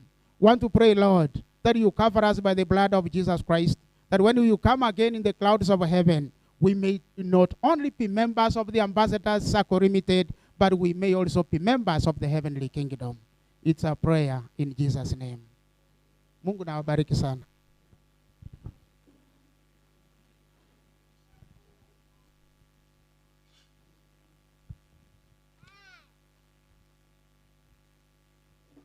We thank God for Pastor. Pastor Laban Ototo is the district pastor Nyancho, and he was very instrumental when we were registering this circle. Aliweka mkono wake hapo, hata alitia sahini yake when we were doing the registration. Pastor, Mungu akubariki sana, and thank you for standing with us. Now, allow me to shift the gear to the next program. And as I said, our guest, our chief guest is with us, Honorable Anton Kibagendi. I want to welcome Justin to atuletewe mgeni. Justin is our patron, and because Honorable is very busy, tutakuwa na yeye kwa muda mchache. Kuna mambo mengi tulikuwa tumepanga kufanya naye, including cutting the cake, but he will do the things he will manage, including giving these gifts to those a few members. Kuna zingine kule Justin ataendeleza baadaye baada ya yeye kutoka. Karibu Justin. Thank you, Rogers. Asante sana. Pastor, my friend Pastor Ototo, leadership of the group, members, na wasalimu tena amjambo. Amjambo tena. Mheshimiwa Anthony, my good friend. Unajua watu wengi wanafikiria wanasiasa uko sana. Sisi wanasiasa ile ni mashindano tu, lakini wakati siasa imeisha, sisi tunashikana mkono, tunatembea pamoja. Anthony Kibagendi is my friend. Tulikimbia na yeye uchaguzi, akatuangusha, tumekubali ahudumie wananchi wa Kitutu Chache Kusini. Mnasemaje? Thank you. Kwa sababu naelewa program yake, sitachukua muda mrefu, lakini I want to brief you mheshimiwa. This group ni ile umesaidia tulipokuwa inaitwa Ambassadors of Peace Youth Group. Uliisaidia wakati mmoja, wamekuwa CBO na sasa ni SACCO. Na asante sana kwa sababu urafiki ulioanza nao bado unaendelea kuwa rafiki wa hii group, na bado wakuhitaji usikose kuwafika karibu. Kwa haraka sana kwa sababu najua unaenda. Nimeona timu ya mheshimiwa waongei wa stand up. Just Brian, nimekuona pia tu mheshimiwa Brian, asante. Kolo my friend mwenye tulikuwa tena ni form 1 wangu pale shuleni, secretary to the CDF, mkiapply zile form zenu ndiye anaangalia. Asante sana. Kwa heshima kubwa nikubalie nichukue fursa hii nimwalike rafiki yangu mheshimiwa Anthony Kibagendi awasalimu na aendeleshe program ambayo imebaki. Moko mogokera rena ria rasiboke. Karibu sana.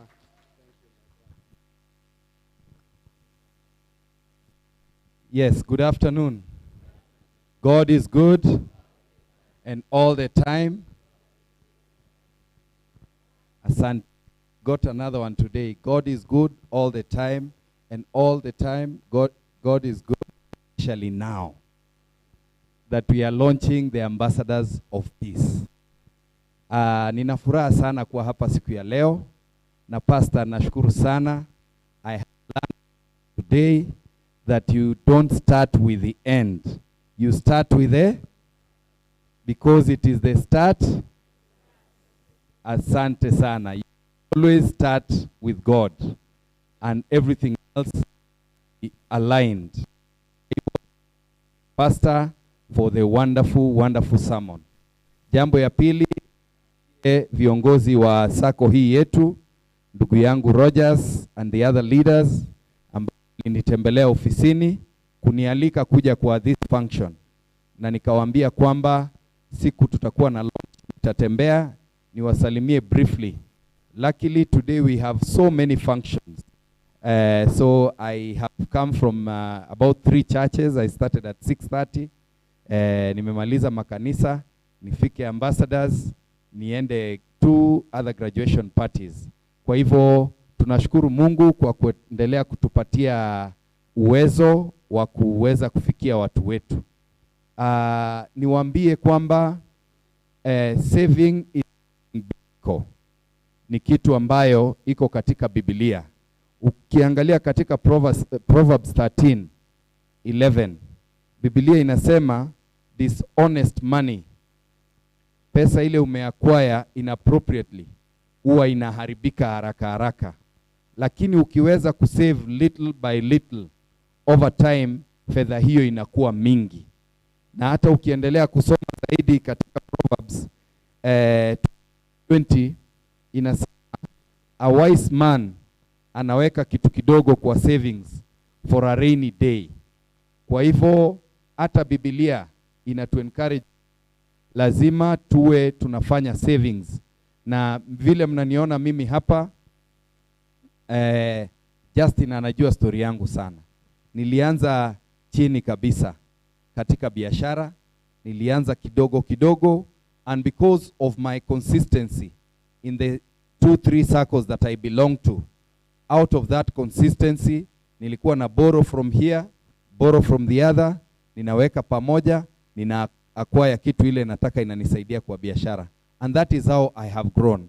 Even within Bunge, we have 2 circles. We have one called Bunge Housing Cooperative, and then we have another one called Pakoso, Pakoso Sacco. I belong to both circles. Na hapo ninaendelea kusave. Unajua 2027 lazima ukuje na ile kitu ya mfuko. Naendelea kusave, wale wengine wakikuja tutapambana nao. Nitatoa kitu huko tukutane hapa kwa kiwanja. Kwa hivyo you have to save for a rainy day. So I encourage you, of course, mainly my fellow young people, that we will grow if we are consistent with saving. Not a one audacious transaction. Sia tunachukua pesa mingi mara moja unaweka. Kwa sako wanaangalia tabia yako. Wanaangalia if you are consistent in your saving. Kwa hivyo tuwe waadilifu na tuendelee kutengeneza sako yetu. To the leaders of this circle, many circles have gone down because of leadership. You start with a very good vision, you start with a very good idea, lakini unapata wakati mwingine watu wanafika pale katikati, wanaingiliwa na the devil comes in. You know, anytime you want to scale up, anytime you want to go up, the devil is also looking for you to bring you down. So you must stand with the doctrines of the church. You must stand with the doctrines of our God. You must be conscious that God gave you this dream to guide your fellow young people, to guide these wonderful people into this particular circle, so that you can help them to also enhance themselves. The people here are not here to enrich the leaders of this circle. The people here are here to save so that they are able to access credit at a later date, credit that can help them in their businesses and in their development. Wengine atataka kujenga nyumba, mwingine atataka kuanza biashara, mwingine atataka kununua household goods. Tafadhali, to ensure that our savings are well guarded. Na sisi tutaendelea kuwaombea, and we'll continue supporting you, Rogers, and the team. And we pray that next time, kindly think about different sizes ya hizi t-shirts, sababu wengine wetu hata pastor si mnaona vile hajavaa t-shirt. Usifikirie hakutaka kuvaa, ni vile amekula vizuri breakfast. Unaona? Na pia mimi hata mkono hapa ilikataa kuingia. Kwa hivyo Rogers, you owe me a t-shirt. Yangu ni XL, not L. Niliona zote mmetengeneza the same size. Kwa hivyo kwa sako pia ukumbuke, we have different saving categories. Kuna yule anaweza weka 100 kila siku, kuna yule anaweka 1000 kila siku. Kuna yule anaweza weka 1500 kila mwezi, kuna mwingine anaweza weka 10,000 kila mwezi. Kwa hivyo accommodate as many people as possible. And the other thing you need to know, the world is changing. The world has transformed. Get into IT, be digital, use digital systems for someone to see, mimi nimesave 10,000 shillings, mimi nimesave 20,000 shillings from their phone, so that they are able to know on a click vitu yao hile ambao wamesave na iweze kuwaendeleza. Na ninge kusema hivi, you know we are Adventists with you. I don't know whether everyone here is. I want to call upon us. While I understand the doctrines of our church do not allow us to talk about politics. Politics started in the church and then went into administration. Our church must equally stand up and question the unfortunate oppression of Kenyans by the system. The Catholic Church stood up, the Pentecostal churches stood up, and the very other religious associations have stood up. Our church hasn't given up that they also stand with their people, because it is the people that they preach to, it is the people they equally lead that are being oppressed by William Ruto and his government. You realize that our government has somehow been threatened by young people of this country to the extent they partially swallowed the opposition. When I say partially swallowed, it is because I'm one of the opposition MPs that has refused to get into that mouth. After they swallowed the opposition, unfortunately, they went to do an opinion poll to check whether they have made some progress in their influence amongst our people. Unfortunately, again, the opinion polls demonstrated that the president, despite bringing the opposition into his government, his ratings plummeted. His ratings went down. What did he do in return? He has run to look for the former president, who told us that this president will oppress us. And now they think Kenyans don't remember. Are you going to allow this government to continue taking advantage of us? Are you going to allow that? In your own small space, I want to request that in your own small space, to speak, whether it is on Twitter, on Facebook, Instagram, on TikTok. It is in those spaces, after June 25th, during the revolution of our young people. After June 25th, young people have gone back to the streets. But they have demonstrated in social media streets to the extent the government has felt them. Sivyo, ninawasihi tuendelee. Ninajua na while you demonstrate, while you picket, do it with respect. Tusitukanane, lakini ni vizuri tuambie serikali inaumiza watu wetu. Wacha nimalizie hapo na niseme ni asante sana. My brother Rogers, you know, mimi ni ndugu yako. Sikuwa nimejipanga sana na siko kwa serikali ya William Ruto. Lakini nilileta kitu kidogo hapa. I know you probably will be taking care of the bills here.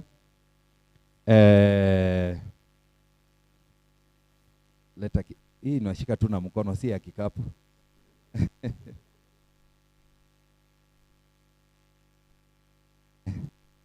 Niko hapa 20,000 shillings itakusupport mahali. Alafu huyu ndugu yangu anaitwa Otiso. He always does a good job. Akinere tinko mogore soda Yesu guku. My brother. Wacha nimpelekee. Yeye pia nimpatie Riziki, sorry. Riziki 5,000. Wapi?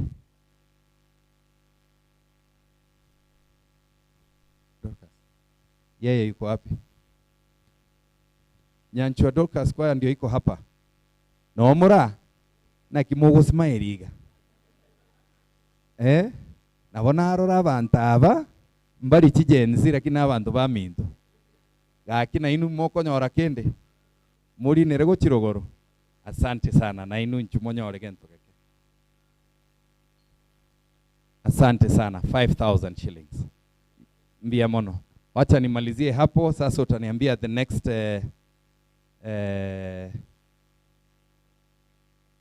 asante.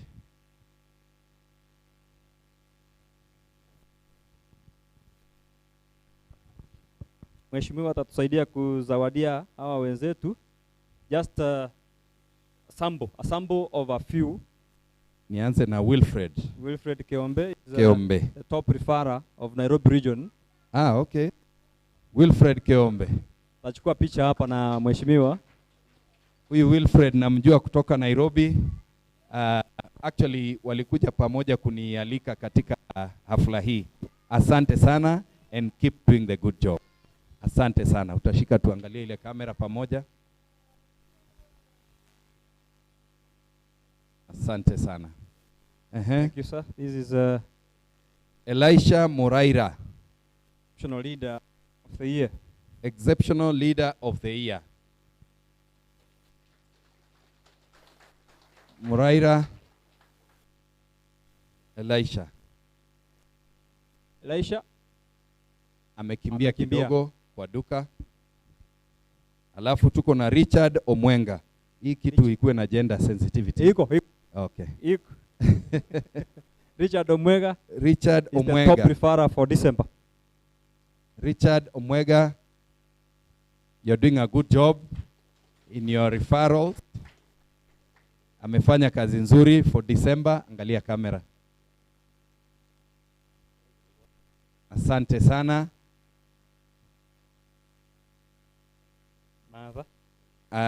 Tuko hapa na Martha Kerubo. Na yeye amefanya nini? Huyo ni exceptional leader of the year. Exceptional leader of the year. Yes. Martha. Very good job. Angalia kamera. Asante sana. Alafu tuko hapa. You are gifting yourself, my friend. Haya, tuko hapa na kiongozi wetu Rogers. Asante sana and congratulations and keep doing the good job. Asante sana. Thank you sir. I think naweza malizia hapo. Nashukuru sana. Asante. Asanteni sana na Mwenyezi Mungu awabariki. Utaturuhusu pastor afanye ombi ndio utoke. Kindly. Pastor Laban.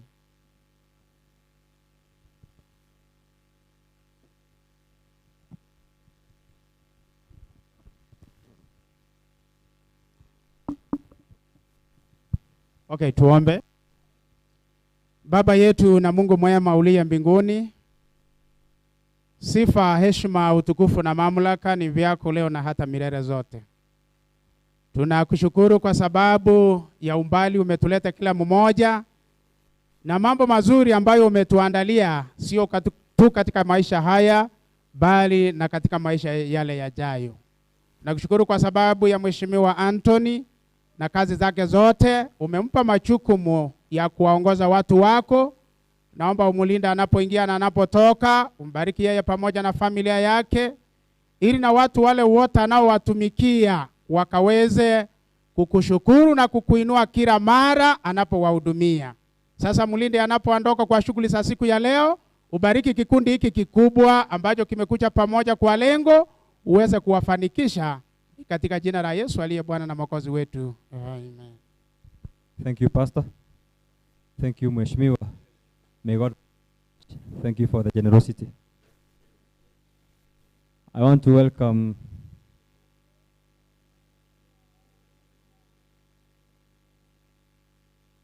Nyanja Dorcas for a song as we order.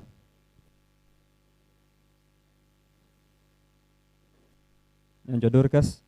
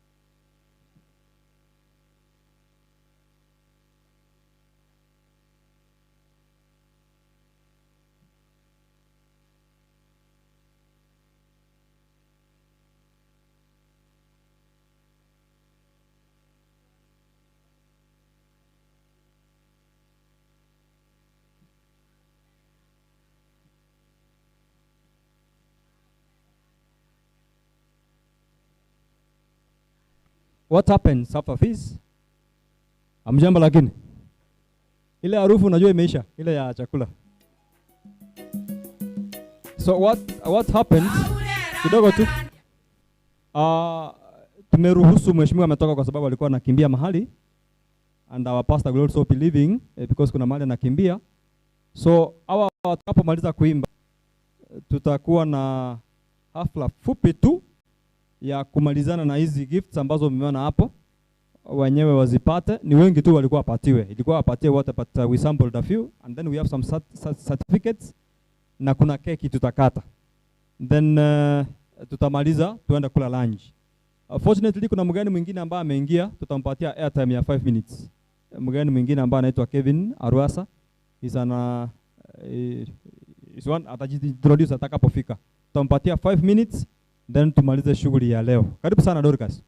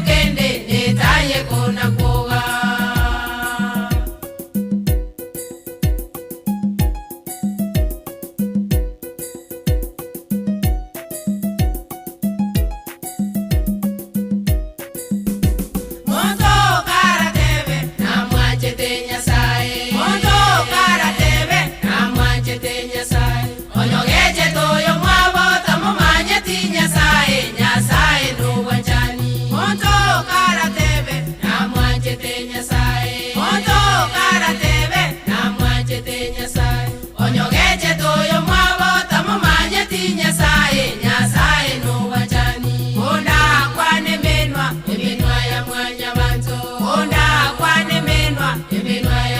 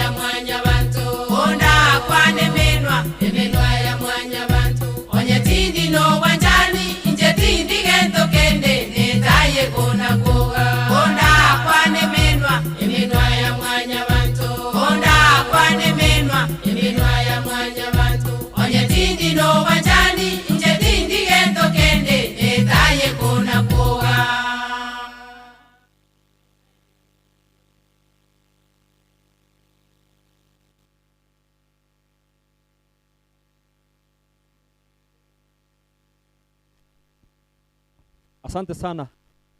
Hao ni kina mama. Walito Gen Z ama ni wale? Sijui aliwaita aje. Hao ni alpha.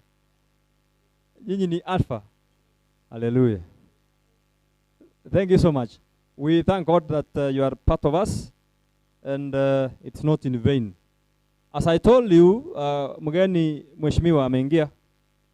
I'll bring him, but before then, Riziki, kindly give us an item, then we move forward. Riziki Bernard. Riziki Bernard is one of us. Atatupatia an item, then we shall bring in the guest, the chief guest who has arrived as we wind up. In less than 30 minutes, in less than 20 minutes we are done. Tutakuwa tumemaliza, tumeenda kula. Riziki, karibu.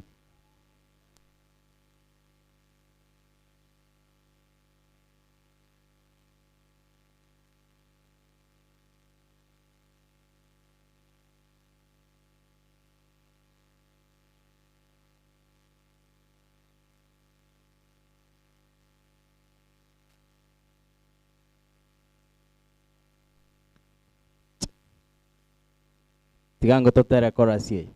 Yeso. Vono.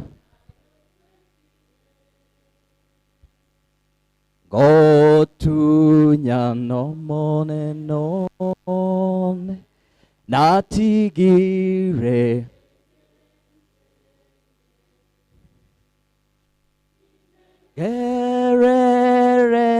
Tieni eni voye se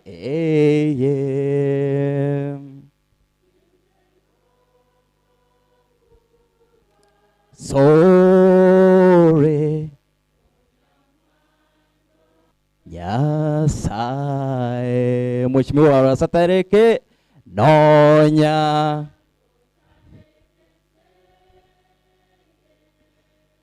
Ninga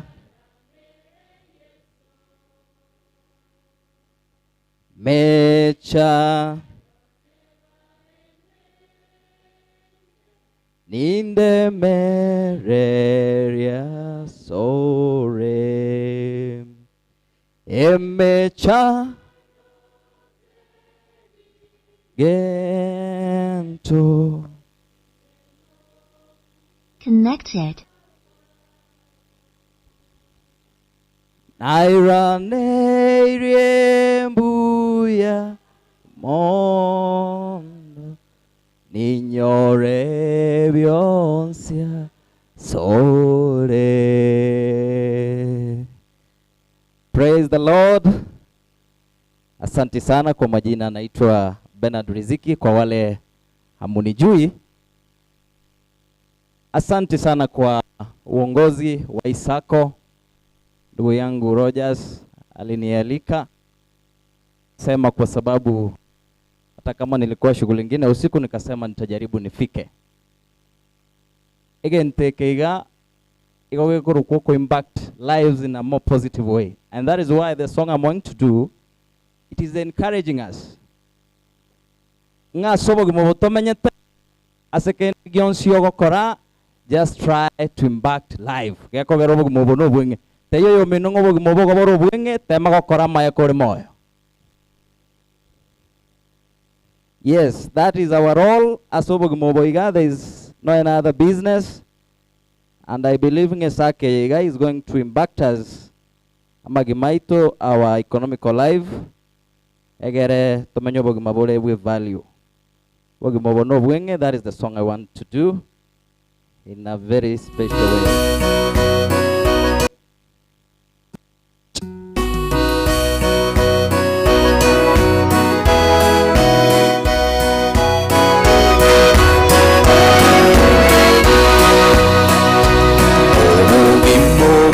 Say go bore wenge timanye tiri tu konne saburaere say go tindige tiogo sika no weto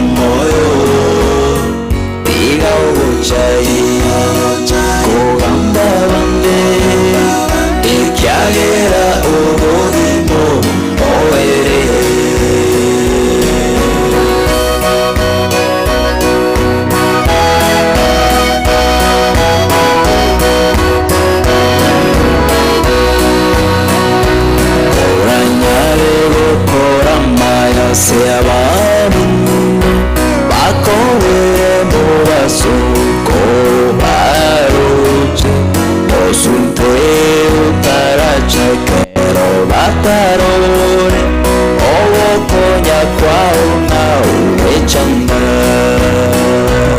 ikora maya kunde moyo naye kora maya kore moyo iga ubuchai kogamba bande ikyagera ubuzimo mboere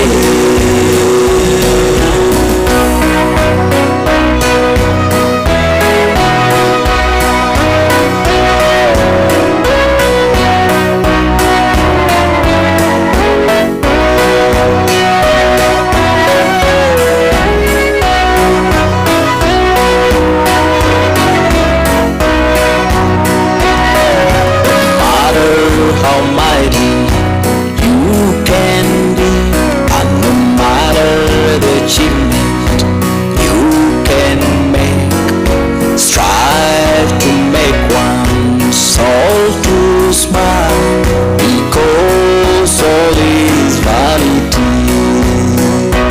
Learn to live a selfless life, you'll receive a crown by showing a little kindness, and we'll go home sweet by and by. Once in the book of Ecclesiastes, Solomon the son of David said, "It is an unhappy business that God has given to the children of men to be busy with. I've seen everything that is done under the sun, and behold, all is vanity and chasing after the wind." Learn to live a selfless life, you'll receive a crown yonder by showing a little kindness, and we'll go home sweet by and by. Ikora maya kondo moyo, naye kora maya kore moyo, iga uruchai kogamba bande ikyagera ubuzimo mboere.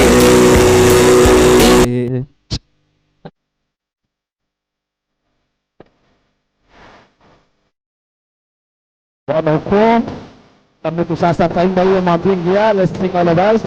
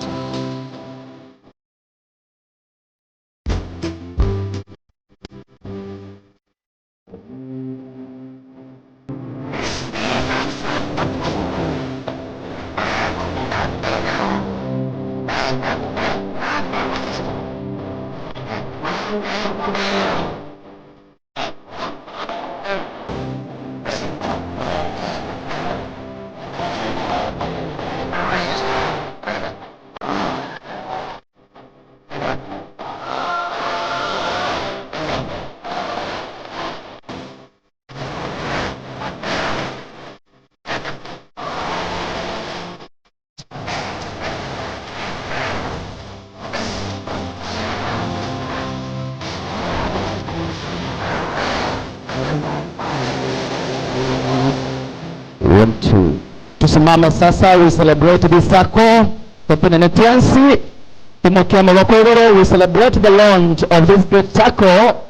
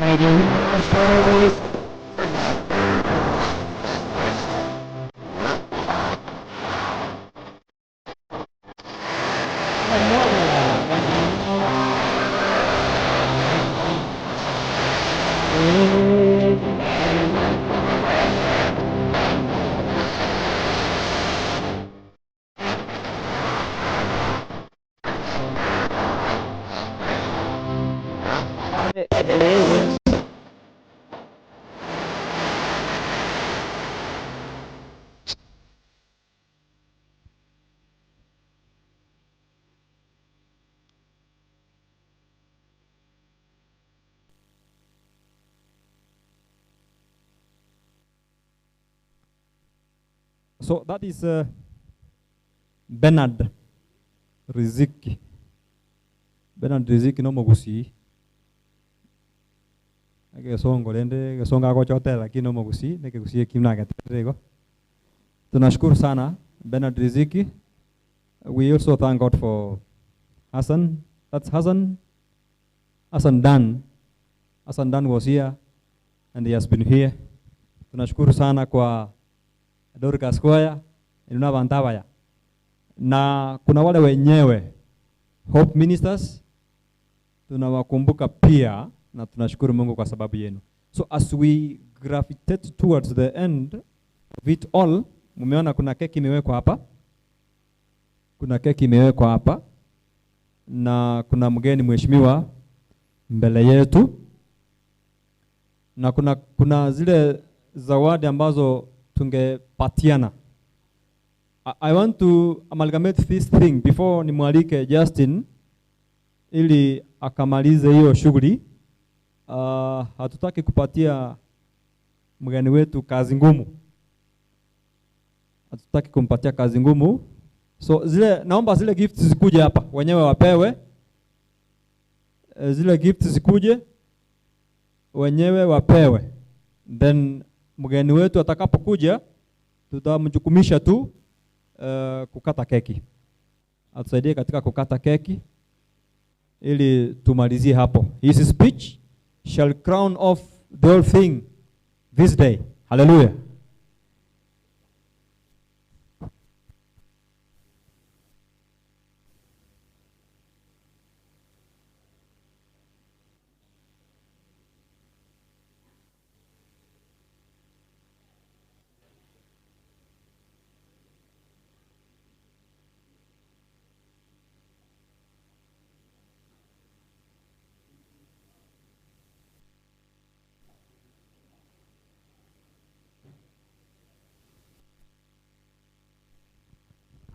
Yes.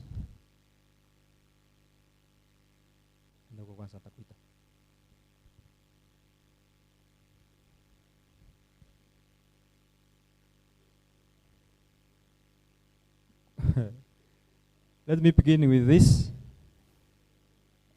This is our top saver, all-time top saver, all-time top saver. Anaitwa Fancy Kwamboka Kereri. I request that Justin, kindly you present this gift to our top saver, Fancy Kereri. Our top saver, Fancy Kereri. Kama hayuko, ila ambaye atamchukulia Atura kwa wapi?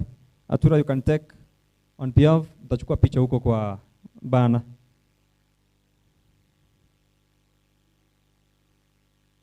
That is the top saver of the all-time top saver. Fancy Kereri is based in our runners-up top saver, Vera Bosibori. Vera Bosibori is in Taiwan. Somebody can take on behalf of Vera. Vera Bosibori is our top saver number 2 anakaa Taiwan, hayupo, so kuna mtu atachukua kwa niaba yake. Huyu ambaye anachukua kwa niaba yake anaitwa Sheba, Bathsheba Aminga.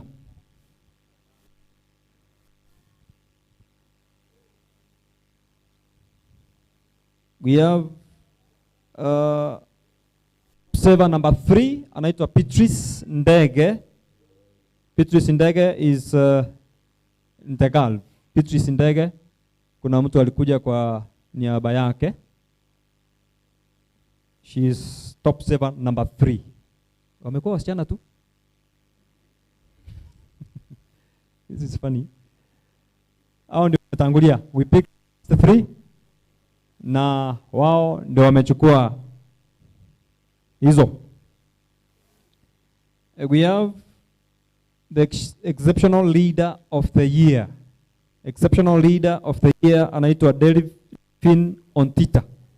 Delphine Ontita ndiye anatuongoza kwa Vespers online, and she is also in Qatar. Exceptional leader of the year.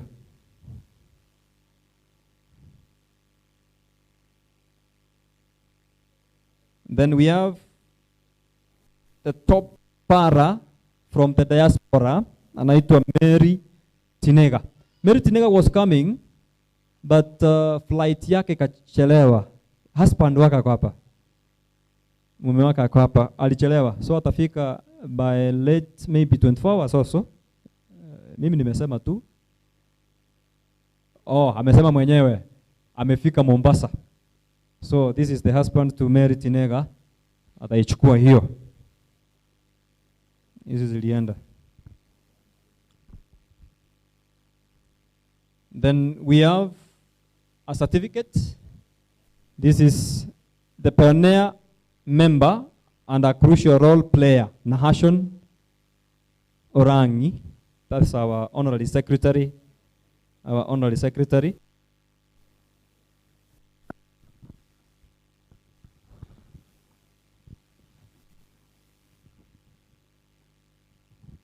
We have Elsha Moraira, exceptional leader, for being an exceptional leader of the year 2024.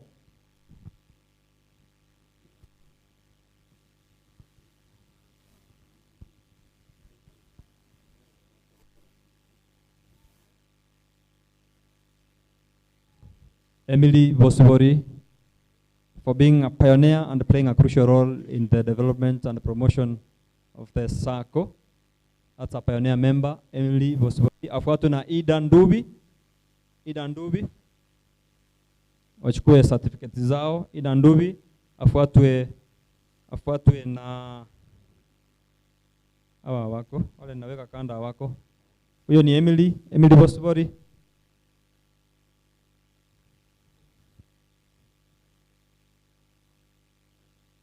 Afuatwe na Ida Ndubi. Then we have Martha Kerubo, an exceptional leader of the year. Martha.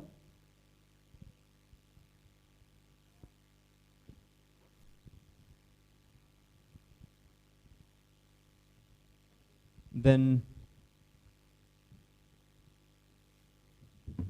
Martha Kerubo. Then we have Richard Omwega.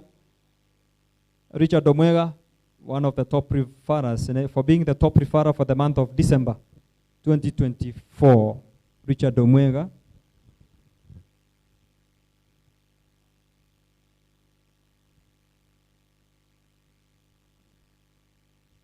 Hapa tuna Isaac Nyaboga.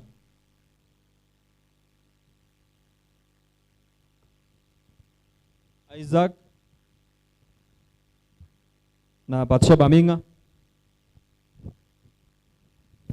Isaac Nyaboga is our treasurer and trustee. Bathsheba Aminga.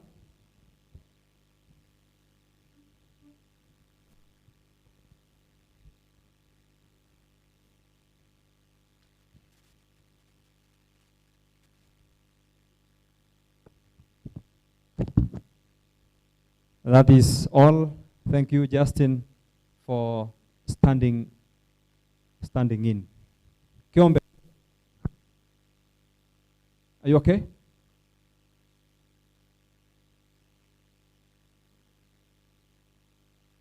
Sawa. So we move to the tail end. Justin, kindly come up front. Utuongoze kwa hiyo ya mwisho. Utuletee kiongozi na atakapomaliza tutakata keki na tuende kula lunch.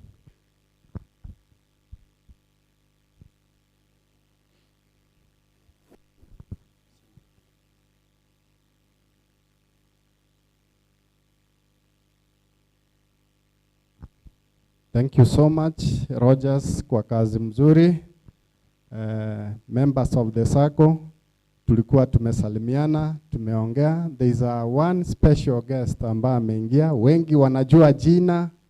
The name is so common, the name is so famous, lakini hawajui mwenye jina na nani. Wangapi wamesikia jina Kevin ya Ruasa? Wangapi wamesikia Kevin ya Ruasa? Si mliona mabango pale town, daraja moja wapi, mabango makubwa? Mnajua mwenyewe? Sisi kupitia ndugu yenu hapa Rogers, he had a very busy schedule, lakini nikamrequest, nikamwambia kuja uongee na wanasako, kwa sababu yeye pia apart from kuwa mwanasiasa, yeye pia ni mwanabiashara. Simtasikia pati ya biashara sana. Kevo, si uje usalimie watu, simkaribishe jameni.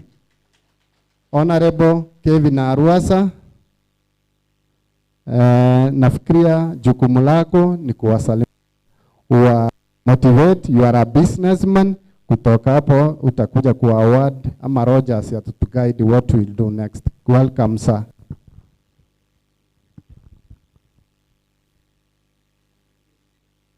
Bwana Yesu asifiwe. Bwana Yesu asifiwe. Ezekiel, it's good to see you. First, I want to apologize. Vile ambavyo nimevalia. Kwanza naomba msamaha kidogo. Unajua, saa zile umeamka kwako vizuri, umekunywa breakfast, watoto wanacheza na wewe kidogo, umevaa rubbers, sportswear namna hii. Alafu unapata simu ya dharura, unaambiwa unatakikana mahali fulani. Alafu unauliza kwa nini? Unaambiwa wewe fika, utajipanga ukifika. So mimi nimekuja nikiwa nimejipanga, in case of anything naweza kimbia. So vile nilivyo ni kwa sababu chairman wenu actually invite for this function, but I wasn't too sure that I'll be here. First, let me start by introducing myself. I don't know why people imagine I'm a mheshimiwa. You know, Justin, I don't know what mheshimiwa means. I'm referred to honorable. I don't know what honorable thing I've done to be called honorable yet.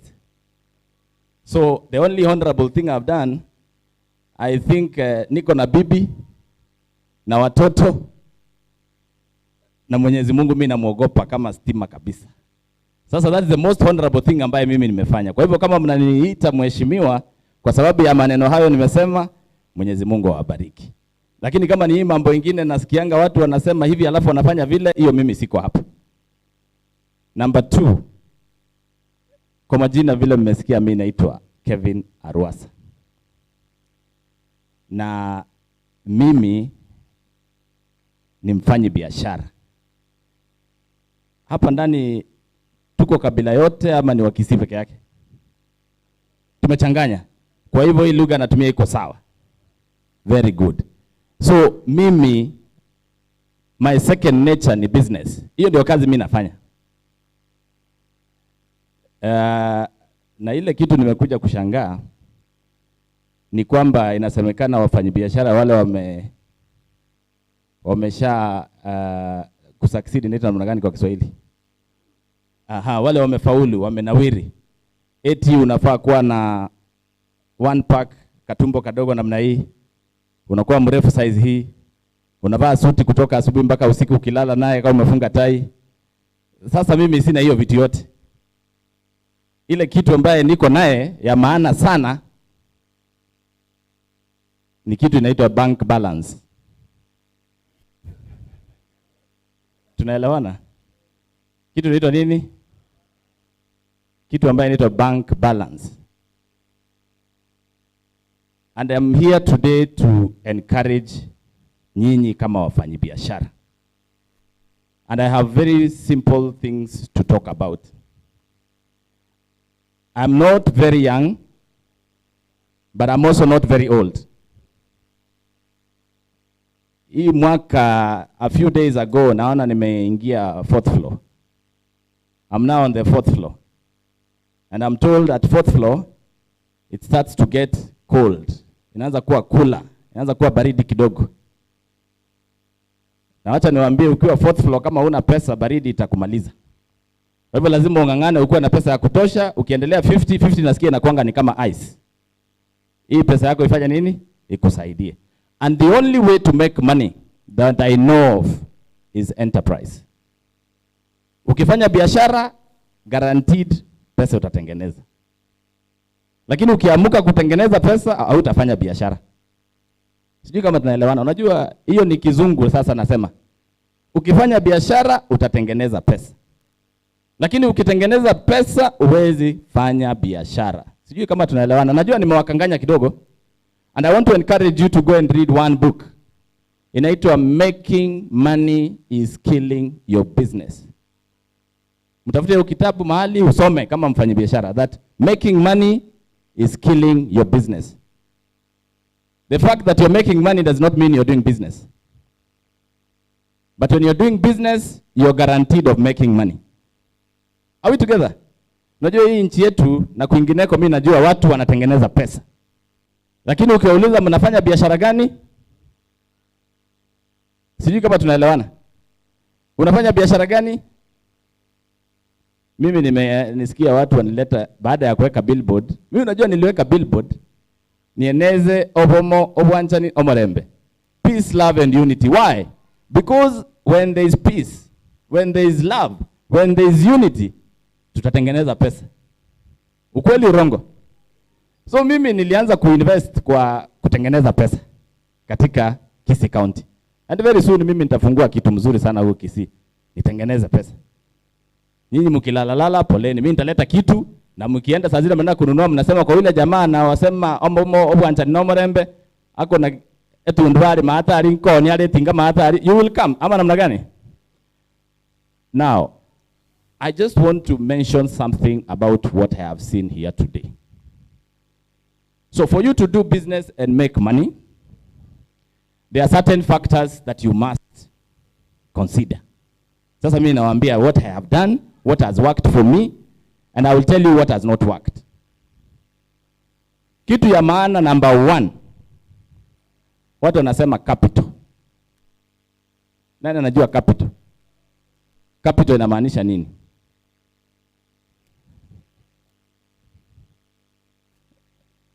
Capital. Mimi naona iko kitu kama hiyo hapa. Capital unaweza pata through, unaweza omba rafiki yako, unaweza enda kwa bank, unaweza enda kwa sako, ama pia unaweza kuwa umetoka kwa familia mzuri, pesa iko. Kitu ya pili, you must have kitu inaitwa entrepreneurship skill. Yaani uko na ujuzi fulani ya kuweka hiyo capital mahali, ndio you roll it around, ndio baadaye upate kitu inaitwa profit. Ama saa zingine loss. Kitu ya tatu ni kitu inaitwa labor. You must have very skilled labor katika biashara yoyote unafanya. Na nitawaambia sasa hivi the problem we face as young business people, ama wale wafanyabiashara wanaanza biashara leo alafu wanafunga after 1 month. Nitawaambia shida zao ni gani, na kama uko hapo I will encourage you on how to make sure you don't close your business in 1 month. Na ya mwisho zinakuanga 4 factors actually. Kitu ingine ni mahali unaweza wekeza biashara yako. Wazungu wanaita land ama duka. Kama unafungua duka, hiyo space ambayo unaweza kuweka biashara yako ndio inaitwa land kwa kimombo. Okay? And then ya mwisho kitu tunaita goodwill. Goodwill ni kwamba nikija kwa duka yako kununua maembe, niko sure haitakuwa kali, maembe yako ni mzuri, wewe uuzi vitu bandia, unauza kitu nikienda kufanyia kazi, ni kitu kesho nitarudi tena kwako.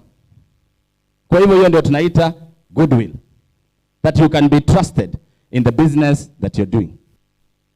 Juzi sababu ya Gen Z na mambo mengine, iko ya 5 imekuwa introduced, ambaye tunaita Internet of Things.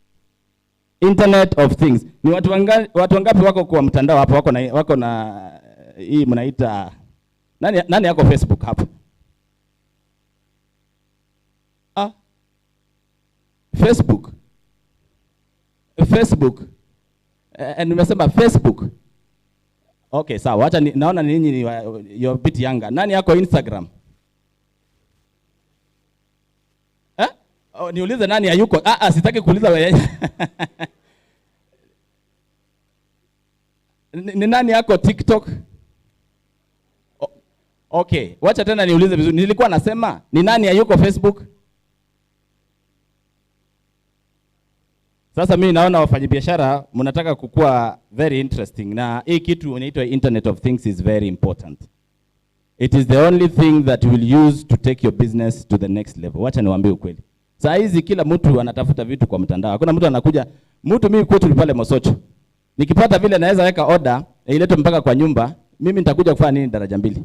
Si mimi naweka order kwa simu, mtu anaweka kwa bodaboda, ananiletea mpaka wapi?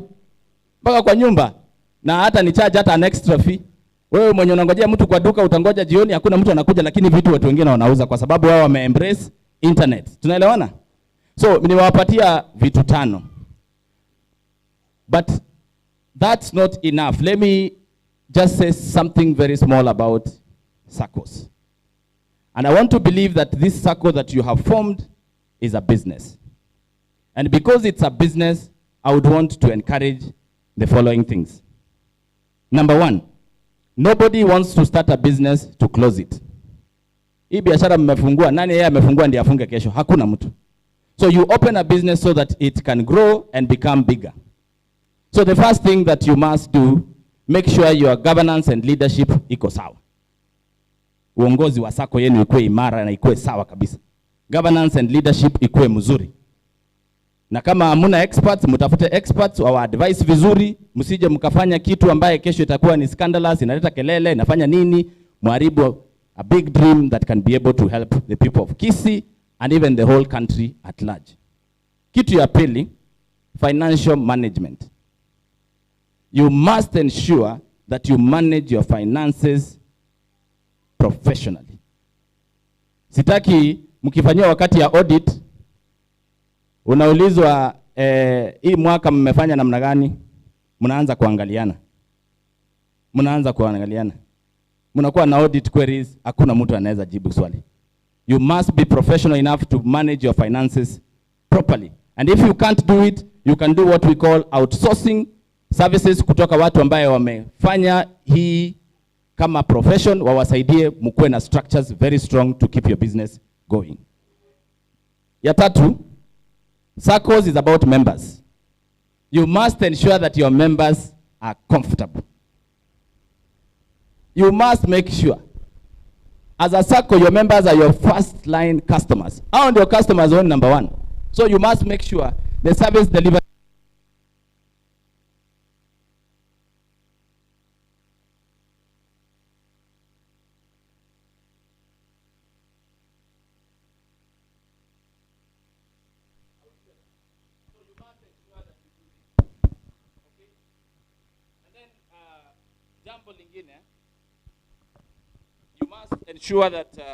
You must ensure that operations and administration ikuwe nzuri. Watu operations wenye ambaye mnafanya hii mambo ya administering, hii mambo ya loans na kila kitu, make sure it's effective and professional.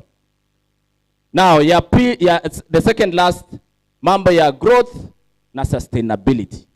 Lazima mkuwe na mpango vile mtafanya hii SACCO ikuwe kubwa. Na hii mpango lazima mkuwe naye mapema. For example, saa hii ukitaka kufanya safari ya kwenda Nairobi na unatumia motogari yako, lazima uipeleke service, uangalie tire pressure, uangalie oil kama iko sawa, kwa sababu unajua unaenda safari ya wapi mbali. Lakini huwezi amka asubuhi unasema unaenda Nairobi, ndio siku ya kwanza unapiga gari yako start, hata hujaiangalia kama iko na mafuta ama maji. So you must ensure that you plan for growth and sustainability pale mbele. Mkuwe na kitu tunaita plans of sustainability and growth kwenda mbele. Ya mwisho ambayo inakuanga ndio ngumu zaidi, lazima kukuwe na kitu tunaita monitoring and evaluation. Kila chochote ambacho kinafanywa dunia hii, wazungu wanasema what can be measured can be done, or what can be done can be measured. Kwa hivyo msifanye hii story yote ikifika wakati wa monitoring and evaluation watu wanajikunja. Lazima ifika wakati mnauliza management na group yote, where are we on the following areas? Na hiyo ndio itakuwa kuweka biashara katika njia ya kusonga mbele. Ya mwisho kama Bwana Arwasa, mimi am a business owner. I've run my business for the last since 2006. Kwa hivyo sasa niko 18 years in business.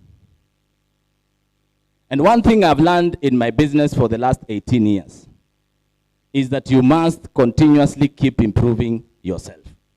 Uwezi kuwa last year ulikuwa hapa, this year uko hapo, the following year uko hapo, na unasema unafanya biashara. You either scale kwa kuongeza ama kwa kupanuka. Hiyo ndio strategy ya mfanya biashara yeyote. And you must remain consistent. I can tell you, making losses is part of business. But what do you do when you make a loss? You quickly check the areas. Quickly. Yani in short nasema ukiona unaanguka usianguke polepole. Anguka haraka, simama, songa mbele. Kitu ambayo unafaa kufanya polepole ni growth peke yake. Growth ndio inakuja polepole. Hiyo hata ikienda polepole ile mwendo wa kinyonga kabisa, hiyo iko sawa. Lakini kuanguka ukiona inapotea hii kitu, biashara is not working, you close as soon as possible. And closing a business does not make you a bad businessman. In fact, when you close a business, it shows how good you are in business. Because it's not making sense, so you close. Together. Closing a business does not mean you are a weak businessman. No, you close. Project ikikuja, for example, iko vitu mimi nasikia nchi yetu, tunaona it's not working, wacha kusukumana na kitu ambayo is not working. It's not working, you do what? You just discontinue and do something else. And what is working, you continue working with it, isn't it?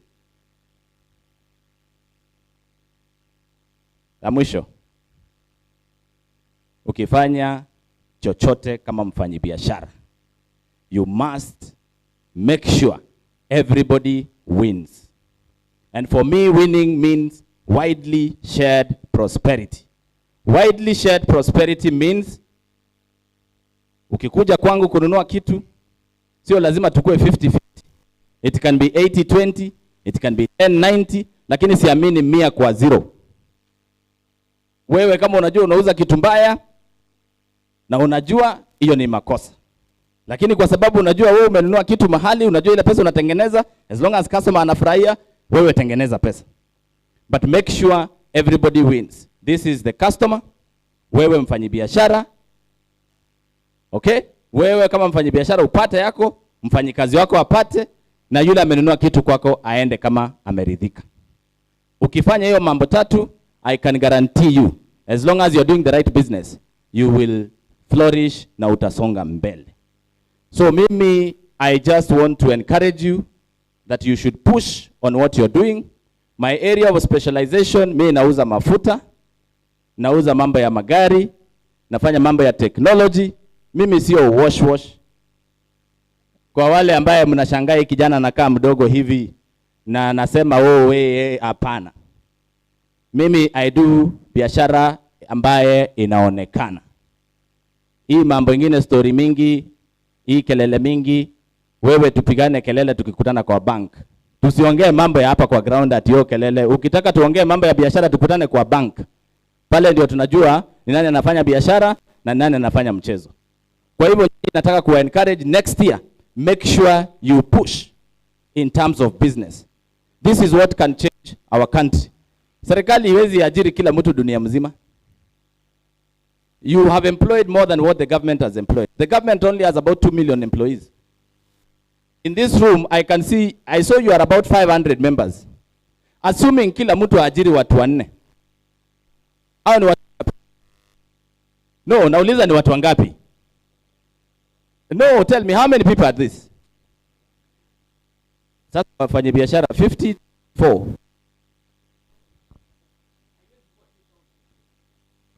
Anyway, naona mnajua hesabu yenu vizuri. Ni 2000. Assuming ukiongeza 10 branches. Hiyo inakuja ngapi? Times 10, si ndio? Imefika ngapi hiyo?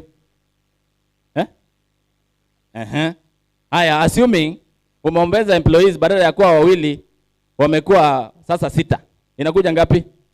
In short, what I'm saying, in this room we can employ 2 million people. Ukweli urongo? Ukweli ama uongo? We can employ 2 million people. Sasa wewe na wanasiasa hii kelele mingi, who is better than you bwana? We are the guys. Then it comes wakati wa kuchagua viongozi, tunataka kukaa nyuma namna hii.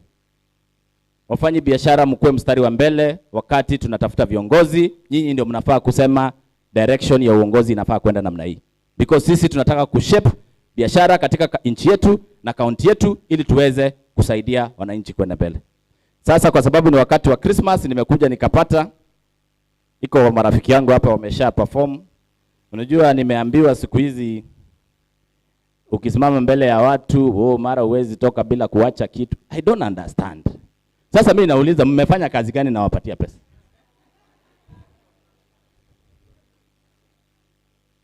Yaani niwalipe kwa kunisikiza? Niwaulize, unajua hii maneno nimewaambia ni pesa ngapi nalipwa kama consultant? You must be jokers. In fact, as business people, you should be able to agree quickly and come up with a figure muni support nitoke naye. Isn't it true? So as a businessman, you should be the last people to take money from politicians. You should be the people to fund politicians because you want the right leaders. So I want us to change the mentality. If you know you're trading, use politicians to trade. Not politicians to use you to trade. You know their business is politics. Your business is making sure that you're buying and selling to make money. So tumeelewana namna hiyo. You're not here to make money. If you're here to make money, you want to pick money from Marwasa. You want to make money today, I'll give you money. But that is not business. Are we together? So business people, make sure you are able to design and direct what politicians should be able to look like when they're coming for this. But I also do not ignore the fact that you must appreciate talent. Unajua hata pale kwangu, mimi kusema ukweli, kama Riziki ameimba nimesikia vizuri. Huyu mtu mwambia apande pikipiki, amefanya kazi vizuri, ama namna gani? Nyinyi hata hamjanipigia makofi, so hata sijui kwa nini naweza patia wewe anything. So I really, so bwana Riziki, I want to thank you because you have sung, umeni encourage, umeni give, motivation. So nitakupatia 5,000 upandie pikipiki. Na wewe bwana Hassan, kwa sababu nilikuja nikapata ushafanya wengine wakasikia vizuri. So on their behalf pia nitasema tu pia acha nikupandishe pikipiki. Bwana Hassan, na unaona gani? Si hata wewe umefanya wengine wakasikia vizuri on my behalf. You know business, we are not jealous. Businessmen atuseme ati politician amesema nini? Mimi as long as kuna watu walifurahia ni wakati nilikuja, mimi najua sasa mambo iko sawa. Kwa hivyo pia wewe uende salama. Na watu wa Hope Ministry wapi? Hii kwaya kubwa nasikia. Hope Ministries, mnapatiana hope kwenda wapi? Mbinguni mnaenda bila pesa? Sasa hii watu wanaitwa Hope Ministry. Mimi naona nyinyi mupate soda ya sikukuu kwa sababu mmefanya watu wapate amani na iwasaidie kwenda mbele. Kwa hivyo hata nyinyi tawafutia 10,000 muende salama. Na hawa kuna iko wafanyabiashara nyinyi hamjajua wanaitwa pastor. Wachungaji wafanyabiashara wakubwa sana. Pastors, hebu niwaone lakini msiinue mkono nyinyi wote. Pastors. Mimi pastors, unaona mahali pastor ameketi? Na ni wawili. Pastors shape how we feel. And they base their conversations on the word of God. Constitution hiyo watu ni Biblia. Hakuna mahali ingine. So the only thing you need to do msome Biblia pia nyinyi. Hii mapastors tunasikia wengine bandia wasije wanawatangazia maneno ambayo hakuna kwa Biblia, so that sisi wote tukienda mbinguni tusikuwe na mbinguni A na mbinguni B. Pastor ama namna gani? Niko wale wanaingia B wanasema mimi ni mchungaji fulani aliniambia huku ndio naenda. Na already ushaingia jehanamu ukisema pia ulikuwa unaenda mbinguni. Kwa hiyo pastor nyinyi wawili pia mimi nitawashukuru na nitawapatia transport 5,000 each na Mwenyezi Mungu pia wabariki. Wafanyabiashara. You know, in my business I have very specific team that mimi nikienda kulala they are awake to make sure my business does not close. Ama namna gani? Saa hizi vile tunaongea namna hii, mimi kesho pesa inapelekwa kwa bank. Lazima pesa itaweka kwa account asubuhi. Na saa hii tunaongea iko customer wanapanga laini kwangu. Na siko hapo. Lakini kuna watu wanahakikisha kwamba customer wangu asiibiwe, amelipa the right amount, amepata product iko available, amepata kwamba system inafanya, PDQ inafanya, kila kitu inafanya. Hawa watu tunawaita management. Are we together? As a very good businessman, you must have very good, strong management team. Kwa hivyo pia mimi, hii management, sababu watu wanasahau wengi sana, nafikiri management tapatia nyinyi, hata nyinyi soda ya kusema mnafanya kazi mzuri. Najua mnataka kusikia ni pesa ngapi, ya management sitangazangi. Sasa ya sako. Mumeanza hii sako about how many 1 year sio? Kama ni 1 year bado. Biashara mzuri tunaiangalia after 5 years. Kwa hiyo mimi nataka kurudi hapa tena after 5 years. Nione tumeongezea. Saizi tuko wangapi? How many members are we? 400 members.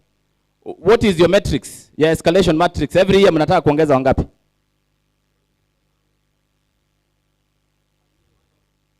So this year mko na short ya 600. So we need to first of all work harder next year. Kama every year your acquisition is supposed to be 1,000 and this year you've done 400. So next year I need 1,600, isn't it? So we must push a little bit harder, yeah? So that next year your target should be 1,600. Hiyo ndio sheria ya biashara. The fact that you had a target and you didn't meet it, haijapotea. Lazima tufanye nini? Hiyo deficit tujaze. Kwa hivyo sako, kwa sababu mko na deficit ya this year, mimi nitaongezea 20,000. Na hata mimi ndio niseme nimeongezea hiyo ya 20,000 ku encourage mwende namna hiyo. So kwa hayo mengi ambaye naita machache, God bless you and God bless you all the time. Sisi kama wafanyabiashara tunataka tuheshimiwe kwa sababu sisi ndio tunaendesha hii nchi in a big way. Are we together? Na mtu asicheze na wafanyabiashara. Okay? So I wish you a Merry Christmas, Happy Holidays, God bless you and keep you. Amen. Thank you very much. We have one more exercise to do. There are some people you are awarding the certificates, and then you guide the Rogers. You can come and you give him the certificate. No, it's only the cap to see the face. Waone, unajua wengine wanasema wajaona unaonekana namna gani. Si mmesikia maneno amesema ni mazuri. Si mnataka kumuona. So mheshimiwa utatusaidia tu ku reward hawa watu and then we shall have a keki. Wilfred Kiombe. Wilfred Kiombe, you have a certificate here. Mheshimiwa mkabidhi. And then we have hatuna picha. Chukua hapa kwa bana. Pamela Magonga.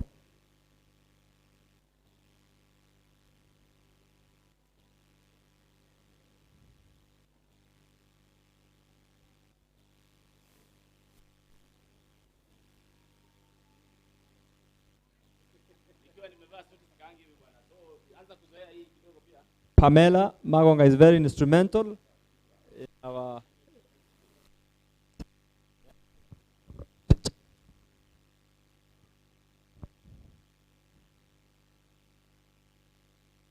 Thank you so much. So tutakuja sasa kwa kukata keki and mheshimiwa wewe ndio utakuwa official kwa kutukatisha hii keki. Martha Ayako, Pamela, come kindly. Na our vice chair Jack Jacqueline na Onundu, kuja mtusaidie kukata keki hapa kindly, ili tumalize hii shughuli. The four ladies I mentioned na Moraira, kindly kuja mtusaidie na Sheba kumaliza hiki kitu.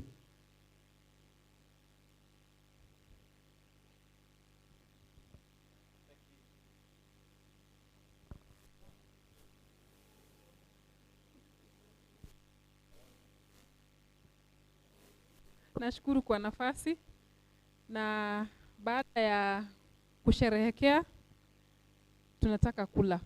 Kama harusi lazima tuwe tumeandaa. Wakati wa harusi wanasema bibi harusi anaandaa chakula, anaonyesha vile ataenda kulisha bwana yake. Sasa leo sisi tumeandaa hii keki kuwaonyesha members vile tutaenda kuchunga pesa zenu na mukule vizuri, mushipe. Bwana asifiwe. Thank you. Sasa tukishirikiana na hawa wenzangu tutaikata, alafu tuidistribute watu wale.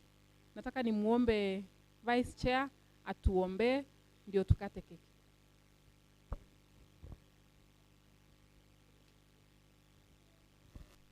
Tuamini na tuombee keki. Takatifu Baba yetu uliye mbinguni, asante Mungu wetu kwa sababu ya huu wakati. Keki iko mbele yetu, tuombe uibariki tunapoenda kukula. In Jesus name I pray. Amen.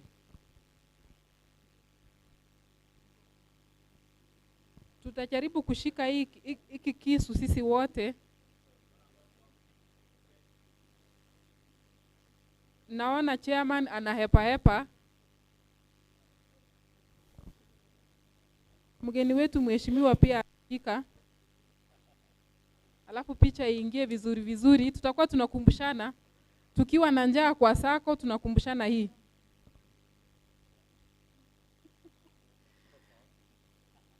Nani nikiwa wa kwanza kupiga vigeregere, nani ananijoin? Thank you.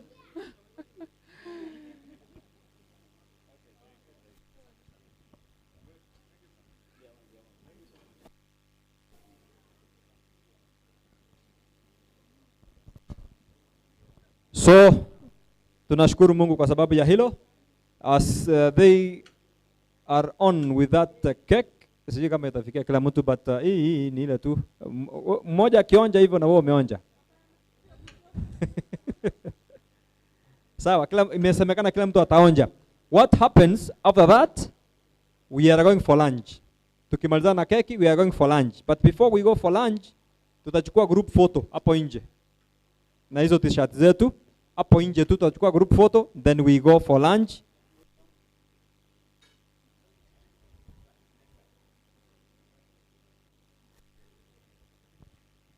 We shall do all those as we go for lunch. So keki kila mtu atakula kapisi, tusimama hapo nje kwa photo, group photo ya watu wote, then we go for lunch, which is late lunch.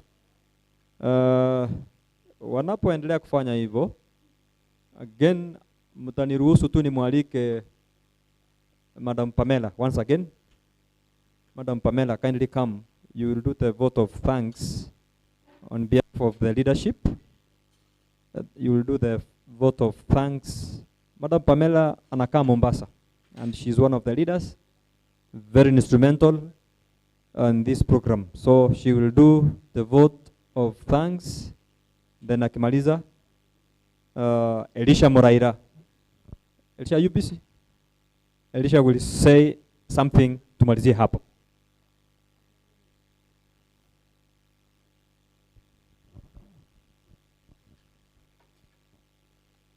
Wacha niseme Bwana Yesu asifiwe.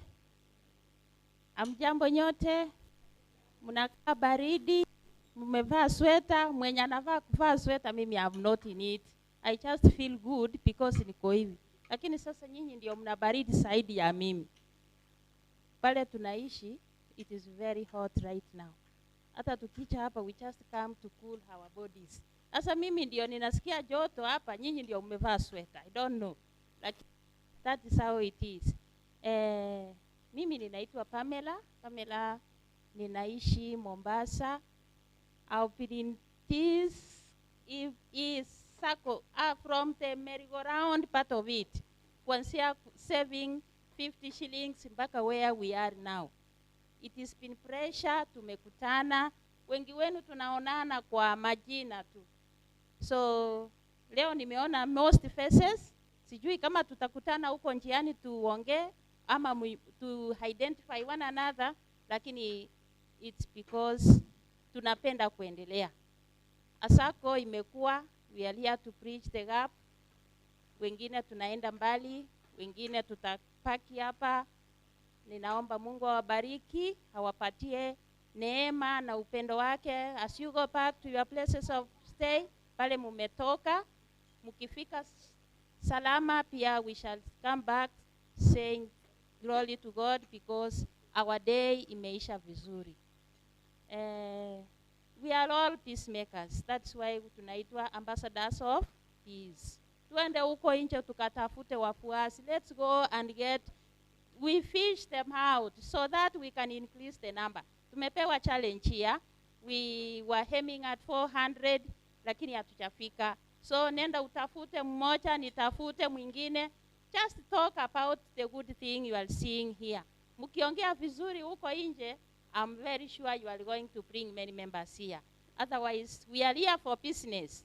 When we are here for business, hakuna mwanabiashara who is willing kufanya biashara apate nini? Hasara. Any businessman, any businesswoman anataka afanye biashara apate profit.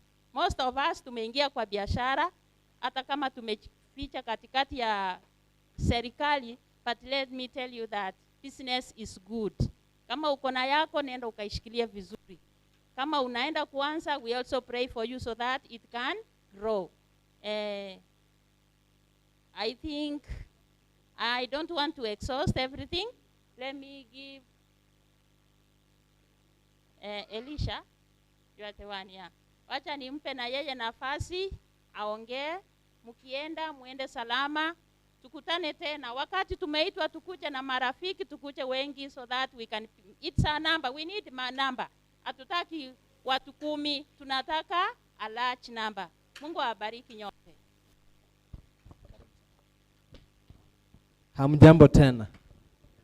Najua mmechoka, lakini we are almost ending this, and we request for some little bit patience as we crown it all. Let me talk on some few issues. We are adding members to the circle by referral method.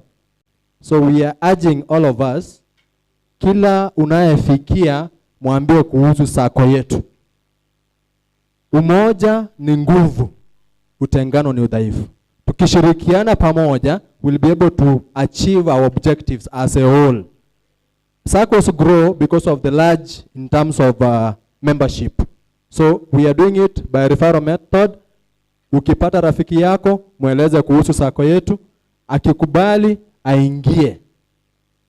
I think you can also pick some brochures from there, our table there, so that at least you can share the same information that we are passing through the mic right now, because we'll be having it fully. Another thing, we also give loans. I think ishatajwa, our loans are at 3% for normal loan and at 5% for emergency loan, which can be processed within 24 hours. So, chukua loan. Ukipata kwamba umelemewa, just make contact with us. We facilitate the loaning system, upate pesa, ufanye kile ambacho unahitaji. Na pia ukipewa loan, please make it a routine of returning the money at the right time as per the agreement, so that it can assist the others that have not submitted, are requesting, those that are requesting for the loan to get money in the account. Maana tukichukua tukose, tutakuwa tumejiua sisi wenyewe. So unapochukua loan, tafadhali rudisha kwa wakati ufaao, ili angalau yule ambaye anataka kuomba pia aweze kupata pesa. Kwa hivyo kwa wale ambao mlishachukua, tafadhali tunaomba pia zianze kuflow in, so that we'll have more to give to the rest. Another thing, save. We use this hashtag that save today, save your future. Save today, save your future. Save. Make it a tendency of setting your own goal. At least by saving, utakuwa umeongeza kiwango chako cha pesa. Utakuwa umeongeza kiwango chako cha pesa na utakuwa umesonga hatua fulani. So save, and by saving, if you have noticed, we give 3 times of what you are requesting, but you always have a limit. So ukisave nyingi utapata loan ya pesa nyingi, lakini ukisave kwa mfano 10,000 utapata 30,000. So when you save higher, you'll have higher chances of getting more loan. At the same time, our savings earn us some profit by the end of it all.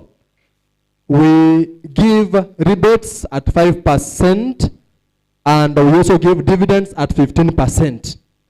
So your money earns interest, unlike kuweka pesa kwa bank ambayo baada ya muda utapata kwamba imereduce. Instead of earning, it reduces in terms of value. So weka kwetu, baada ya kuweka kwetu, baada ya mwaka kwisha, we distribute in terms of rebates, we also distribute in terms of dividends. Upata faida ya kila ambacho umewekeza ndani. Ni mengi ambayo ningependa kuzungumza, lakini kwa sababu nikiwaangalia hivi nyuso zenu zimeanza kubadilika, ninawaomba pia mtembee pale kwa ofisi, mengi tutajadiliana pale kwa ofisi. Karibuni, karibuni sana. Back to you, Mr. Chair. Thank you so much. Tutakuwa tumemalizia hapo. So what we'll do, tutasimama hapo, tupige picha na mheshimiwa. Alafu tutatumia, tunapitia wapi kwa kusafu? Hii side ama ile? Rogers. Hapa ama huko? Tukimalizana na picha tunaingilia hapa. Chakula iko hapa nyuma. Chakula iko hapa nyuma, so tutaingia hapo, then we do all those. Kuna dividends. I think he mentioned it. Our treasurer is there, Isaac, na kuna watu wawili hapo hivyo ambao watawashughulikia. Kuna list hapo. If just the way you are, wala ambao mmekuwa hapo mmekuwa mkisave, you'll leave your details there. Mtawekewa hiyo ya kwenu as you go. So tutakumalizia hapo. Just then I will request, sio kuzungumza kwa sababu watu wamechoka. Kuna hizo pesa mheshimiwa alipromise atapatia Rogers, msifikirie ni nani mtaomba Rogers, atapea Rogers saa hii, atawapea hiyo pesa hivi tusiende kama tuko na tashwishi kwa sababu watu watauliza nani tutaomba. Anapatia Rogers, zile zote alisema mtachukua kwa Rogers. Madam Mary, tuongoze kwa ombi la kubariki chakula. Tote ni sikalia, tote ni kwanza. Tutasimama hapo nje tupangwe, tupigwe picha. Itatusaidia sana. Kindly take part. Okay, tuamini na tuombe. Our Father and our God, we come before you this time. We want to thank you in a very special way, Lord God. We thank you because you have been with us from the start. And now we are going to share food. And also we are going to climax all this. Father, we thank you for this far. May you bless us and bless each and every one. For this is our humble prayer in Jesus' name. Nunabanta baya. Tote nabo na waso morango. Na hizo t-shirt zetu mzuri picha.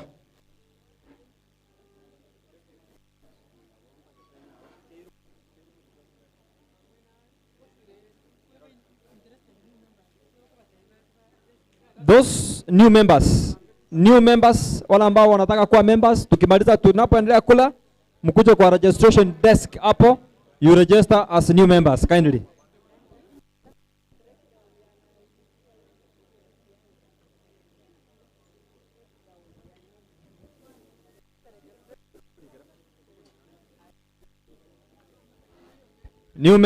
New members msisahau mkuje kwa desk hapo to register.